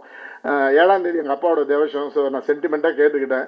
நான் தேவசம் பண்ணிட்டு வந்து அவருடைய ஆசீர்வாதத்தோடு நான் படத்தை காமிக்கணும்னு நினைக்கிறேன். நான் அதனால் அந்த 7ஆம் தேதி யார் பிஆர்ஓ இருக்கோ அவங்கள்ட்ட வேணால் ஸ்வாப் பண்ணிக்க சொல்லி கேட்டிருக்கேன் நான், ஒரு சென்டிமெண்ட்டுக்காக. ஸோ அன்னைக்கு உங்களை திரும்ப சந்திக்கிறேன். ஸோ இந்த வாட்டி உங்களுக்கு ஹோம்ஒர்க்லாம் கொடுக்கல, வேண்டுகோளோடு போகிறேன். உங்களுக்கு என்ன பட்டுச்சோ அதை எழுதுங்க. ஸோ நான் எல்லா ஆர்டிக்கிளும், எனக்கு என்ன ஆச்சுன்னா, 5வது ஆர்டிக்கிள் படிக்க ஆரம்பித்த உடனேயே ஒரு டயர்ட்னஸ் வந்துருச்சு. அப்புறம் ஜென்ரலாக டீம் கிட்ட சொல்லி படிக்கிறப்ப அவங்க எனக்கு ரிப்போர்ட் கொடுத்தப்ப, இல்லை சார் எல்லாமே ஒன்றே தான் எழுதியிருக்காங்கன்ட்டு, இதை ஒரு வேண்டுகோளை அவங்கள்ட்ட வச்சு விடைபெறுகிறேன். இது இல்லாமல் இன்னும் ஒரே ஒரு விஷயம் மட்டும், நான் ப்ரொடியூசரை பற்றி நான் சொல்லியே தீரணும். இந்த படத்தை பொறுத்த வரைக்கும் எனக்கு முழு சுதந்திரமும், நான் என்ன பட்ஜெட் கொடுத்த, நான் ஒரு பட்ஜெட் எழுதி கொடுத்தேன் முதல் நாள், அந்த பட்ஜெட்டை நான் என்றைக்குமே மீறலை. அந்த சுதந்திரத்தை எனக்கு கொடுத்தது மட்டுமின்றி, சார் வியாபாரம் நான் தான் சார் பண்ணுவேன், நீங்கள் வந்து எனக்கு சப்போர்ட் பண்ணுங்கள், கம்ப்ளீட் பிஸ்னஸ் நான் பார்க்குறேன், உங்கள்கிட்ட யாராவது வந்து யாராவது கேட்டால் கூட டைரக்டர்கிட்ட பேசிங்கன்னு சொல்லுங்கள் அப்படின்னு சொன்னப்போ, எந்த ப்ரொடியூசரும் ஜென்ரலாக ஒரு 10 வாட்டி யோசிப்பாங்க. அவருக்கு எனக்கு நடுவில் ஒரு நல்ல தோழமை ஆரம்பிச்சிருக்கு. அவரே சொன்னார், எங்கள் நல்ல டைரக்டர்ன்ட்டு இல்லை, டைரக்டர்ஸ்ன்ற மீறி அவர் என்னன்னு எனக்கு புரிய ஆரம்பிச்சிருக்கு, நான் என்னென்னு அவருக்கு ப்ராபப்ளி நாங்கள் நிறைய படங்கள் ஒன்றா சேர்ந்து நாங்கள் பண்ணுவோன்ற நம்பிக்கை 2 பேருக்குமே வந்துருச்சு. அந்த அளவுக்கு என்னை நம்ப ஆரம்பித்தார். அவரையும் நான் நிறையா நம்புகிறேன். அவர் வந்து ஒரே டைமில் 4-5 ப்ரொடக்ஷன் பண்ணுறாரு. அதில் நடக்கிற ஸ்ட்ரகிள், ஸ்ட்ரெஸ்ஸு எல்லாமே எனக்கும் புரியுது. இதெல்லாம் நம்பி அந்த ஒருத்தருக்கு ஒருத்தர் மேலே ஒரு நம்பிக்கையில், இல்லை நீங்கள் வியாபாரம் நீங்கள் பண்ணுங்கள், நான் ஒரு எஸ்டிமேட் பண்ணி கொடுத்துட்டேன், இது மாதிரி வந்து இதுதான் சார் நம்ம பப்ளிசிட்டி பண்ண போகிறோன்னு எழுதி கொடுத்துட்டு நான் பண்ணின்னு இருக்கேன். நான் என்ன பண்ணிருக்கேன்றது அவருக்கு தெரியவே தெரியாது. சார் இங்கே பணம் கொடுக்கணும் கொடுத்துன்னு இருக்கார். சார் இவங்களுக்கு இவ்வளோ சார், எதுக்கு சார் அவ்வளோ அப்படி கேட்கவே இல்லை. நான் ஏற்கனவே எழுதி கொடுத்துட்டேன்ல, இதை பண்ணுங்கன்னு சொல்லிட்டு இந்த நம்பிக்கை வச்ச சபரீஷ் சாருக்கு வந்து ரொம்ப நன்றி. நம்ம நிறையா படம் பண்ணணும் சார். சார் ஸ்டேஜில் சொன்னீங்க சிஎம் ஆன பிறகு பண்ணுறேன்ட்டு, இப்போ இங்கே சொன்னீங்க ஸ்டேஜில். இப்போ வந்து நீங்கள் படம் பண்ணும்போது உங்கள் மனதில் என்ன இருந்தது? நம்ம ஒரு பத்திரிக்கையாளர் சில நேரத்தில் வந்து பத்திரிக்கையாளரை தாண்டி ஒரு விஷயம் வந்து ஷூட்டிங் ஸ்பாட்டில் நடக்கும், நம்ம ஏற்றுக்க முடியாத விஷயம் நடக்கும். அப்போ நீங்கள் வந்து டேரக்டர்கிட்ட ஏதாவது சொல்லியிருப்பீங்க, என்ன சொல்லியிருப்பீங்க? நான் வந்து இந்த படம் வெற்றி பெறணும் அப்படிங்கிறத தவிர வேறு எதுவும் நினைக்கவே இல்லை. 11 படங்கள் நான் பண்ணும்போது ஒவ்வொரு படங்கள்லையுமே ஏதாவது எலிவேட் பண்ண முடியுமா, ஏதாவது சொல்ல முடியுமா அப்படி தான் நான் பார்த்துருக்கேன். டெக்னிக்கலாக ஏதாவது ஒரு தப்பு இருந்துச்சு ஸ்கிரிப்டில் பாயிண்ட்லன்னா அதை நான் சஜஷனாக சொல்லியிருக்கேன், இப்படி கிடையாதுன்னு இப்படின்னு சொல்லிட்டு. இந்த படத்தில் இல்லை, நார்மலாக. ஸோ அந்த படத்தை வந்து நான் என்னால் ஏதாவது கான்ட்ரிபியூட் பண்ண முடியுமான்னு நினச்சிருக்கேனே தவிர வேறு எதுவும் நினச்ச கிடையாது. அது எல்லாமே எனக்கு வந்து திரையுலகம் வந்து எனக்கு ஒரு பெரிய வியப்பு. நான் வந்து முதல் நாள் நேர்கொண்ட பாறை படத்தின் போதே திரு அஜித் சார்ட்ட சொன்னேன். 2 நாள் ஷூட் முடிச்சுட்டு சார் கேட்டாங்க, படம் சினிமாவில் முதல் முறையாக வந்திருக்கீங்க, எப்படி ஃபீல் பண்ணுறீங்க அப்படின்னு. நான் சொன்னேன், இது வந்து எவ்வளோ பெரிய இண்டஸ்ட்ரி, இதை வந்து ஒரு அமைப்பு சாரா தொழிலுங்கிற மாதிரி டீல் பண்ணுறாங்களே, எவ்வளோ 1000 பேரோட உழைப்பு இருக்குது, ஒரு மெட்டிகுலஸான பிளானிங் இருக்குது. ஒவ்வொரு இதில் நான் செகண்ட் பை செகண்ட் பார்த்துருக்குறேன். இந்த படம் உட்பட எல்லாத்துலேயுமே எவ்வளோ வெல் ப்ரிப்பேர்டாக முன்னாடி இருந்தால் அந்த மாதிரி ஒரு படத்தை பண்ண முடியும் அப்படின்னு. அப்போ நான் வந்து அதில் ஒரு அணிலாக இருந்து ஏதாவது கான்ட்ரிபியூட் பண்ண முடியும் நினைக்கிறத தவிர அப்படி இருக்குது இப்படி இருக்குன்னு எல்லாத்தையுமே புரிந்து கொள்வதற்கான, அதாவது நம்ம வந்து திரையுலகத்தை வெளியிலிருந்து அது ஏதோ ஷாம்பைனு, சரக்கு, பார்ட்டி, டான்ஸு அப்படிங்கிற மட்டும் நினச்சிட்டு இருக்கோம். அதுவும் இருக்குது, இல்லைன்னு மறுக்கிறதுல. அதற்கு பின்னாடி வேர்வையும் ரத்தமும் இருக்குது அப்படின்னு நான் புரிஞ்சுக்கிட்டேன். அதனால நான் வந்து முழுசாக உடஞ்சி I am adapting myself to the industry. வேறு நான் வந்து சஜஸ்ட் பண்ணுற அளவுக்கு ஒன்றுமே இல்லை. 20 படம் 22 படம் பண்ணவங்க, தமிழ்நாட்டை கட்டி போட்டவங்க எல்லாம் உட்காந்துருக்கும் போது I am a learner here, just trying to learn there. Sir Pandey sir, so படத்தில் வந்து ஒரு டைலாக் வச்சுருக்கேன்னு சொல்லியிருக்காரு டைரக்டரு. அரசியல்வாதி பையன் அரசியல்வாதி ஆகிறான், திருடம் பையன் திருடம் ஆகக்கூடாதான்னு. ரங்கராஜ் சாருடைய ஃபேமிலியில் இருக்கவங்க பத்திரிகையாளராக ஆவாங்களா இல்லை சினிமா நடிகராக ஆகிறதுக்கான வாய்ப்பு இருக்கா? அதெல்லாம் தெரியல. நம்ம வந்து ஏதாவது பிள்ளைகளாக வந்து நம்ம சொல்லுபடி கேட்டு வருதான்னு. நம்ம வந்து அது வந்து எவ்வளோ பழைய டைலாக் ஒன்று வச்சுருக்காங்க, வந்து எங்கள் அப்பா தான் என்னையை கேட்டு பேக்கலை, என் பிள்ளையும் என்னை கேட்டு வரல அப்படிங்கிற மாதிரி ரெண்டுக்குமே ஒரு லாஜிக்கலான ஒரு பாயிண்ட் அது. அதனால் வந்து அடுத்த தலைமுறை எப்படி வருதுங்கிறது அவங்க கையில் இருக்குது, எனக்கு எதுவும் தெரியாது. நானே வந்து கவிதா வந்து நடிகர்னு அழைக்கிற அளவுக்கு நான் தகுதியில் வந்திருக்கேன் எனக்கே தெரியல. நான் ஓரமாக உட்காந்து வேடிக்கை பார்த்துவேன், பொசுக்குன்னு ஓட்டிங்க உடந்து போய் தள்ளி வந்திருக்காங்க. ஸோ சந்தர்ப்பங்கள் எல்லாமே தீர்மானிக்குது. அதனால் ஐ டோன்ட் நோ, நானே என்ன ஆகப்போறேன்னு தெரியல, பிள்ளைகள் என்ன ஆக, அவர்களுக்கான ஒரு வாய்ப்பு இருக்குது. நாம ஒரு அப்பாவா நான் ஒரு சேனலைஸ் பண்ண வேண்டிய இடத்துல இருக்கிறேன். I think I will show them the right direction. Kannada படத்துக்கு வந்து 75 சம்திங், எதனால சார் அந்த வேரியேஷன் நினைக்கிறேன்? டோட்டலாக வந்து உங்களுக்கு வந்து சாதாரணமாக உங்களுக்கு பாட்டால ஆரம்பிச்சு நடிகர்களோட சம்பளம், டெக்னீஷியன்ஸோட பேமெண்ட் எல்லாமே வந்து மாறுபடுது. ஆல்மோஸ்ட் வந்து உங்களுக்கு 30 to 40% டிஃப்ரென்ஸ் வரும் உங்களுக்கு இது வைஸ். அதே மாதிரி வந்து உங்களுக்கு அங்கே வந்து ஒரு ஃபார் எக்ஸாம்பிள் ஒரு ஈசிஆரில் ஒரு பங்களாவில் ஷூட் பண்ணோன்னா இன்றைக்கி 1.5 லட்ச ரூபா 2 லட்ச ரூபா லொக்கேஷன் இது. அங்கே வந்து பெங்களூர்லேயே பெரிய பங்களா ஒன்று இருக்குது, ஹாலிவுட் ஹவுஸோ ஏதோ ஒன்று சொல்லுவாங்க, 3 வெரைட்டி ஆஃப் பங்களோ, நிறைய ஆடெல்லாம் பண்ணுவாங்க. அந்த வீடு ஷூட் பண்ணல 55,000 ரூபா தான். ஸோ இது எல்லாமே நிறையா டிஃப்ரென்ஸ் இருக்குது. அது ஒன்று. ப்ளஸ் நடிகருடைய சம்பளம், லேபர் விஷயங்கள் எல்லாமே. இங்கே வந்து ஒரு 1300 ரூபா ஒருத்தவங்களுக்கு ப்ரொடக்ஷன் கொடுக்கணுன்னா அங்கே 920 ரூபா 400 ரூபா டிஃப்ரென்ஸ் இருக்குது. அந்த விஷயங்கள் வந்து மாறும். அப்புறம் வந்து இன்னொரு விஷயம் என்னென்னா, சில வாட்டி நம்ம பேசிக்கிட்டு செய்யலாம். அங்கே இது ஒன்று நீங்கள் பண்ணாமல் இருங்க அப்படின்ட்டு. இங்கே கொஞ்சம் அந்த யூனியன் அந்த விஷயங்கள் ஸ்ட்ரிக்டாக இருக்கிறதால அது அவங்க அதை ஃபாலோ பண்ணுறாங்க. அங்கே அது கிடையாது, கொஞ்சம் லிபரலாக இருப்பாங்க. சார் வணக்கம். தமிழ் சமூகத்தில் வந்து சமூக போராளிகள் எவ்வளோ பேர் வந்து இன்றைக்கி வந்து அரசியலுக்கு வர்றதுக்கு காலங்காலமாக உழைச்சி மக்களுக்காக போராடி ஒரு இடத்த வந்து அடைஞ்சி முதலமைச்சர் சீட்டில் வந்து உட்காந்துருக்காங்க. தமிழ் சினிமாவில் நடித்த உடனே நீங்கள் வந்து அரசியல் வந்து முதலமைச்சர் ஆகிடுவான் அப்படின்னு சொல்லியிருக்கீங்க. இது எதுன்னு அடிப்படையில் நீங்கள் அந்த கருத்தை சொன்னீங்க சார்? உங்களுக்கு ஒரு தம்ப்நெயில் கிடைக்கணுமேனு தான், வேற ஒன்றுமே கிடையாது. அந்த மாதிரிலாம் ஒன்றும் இல்லை.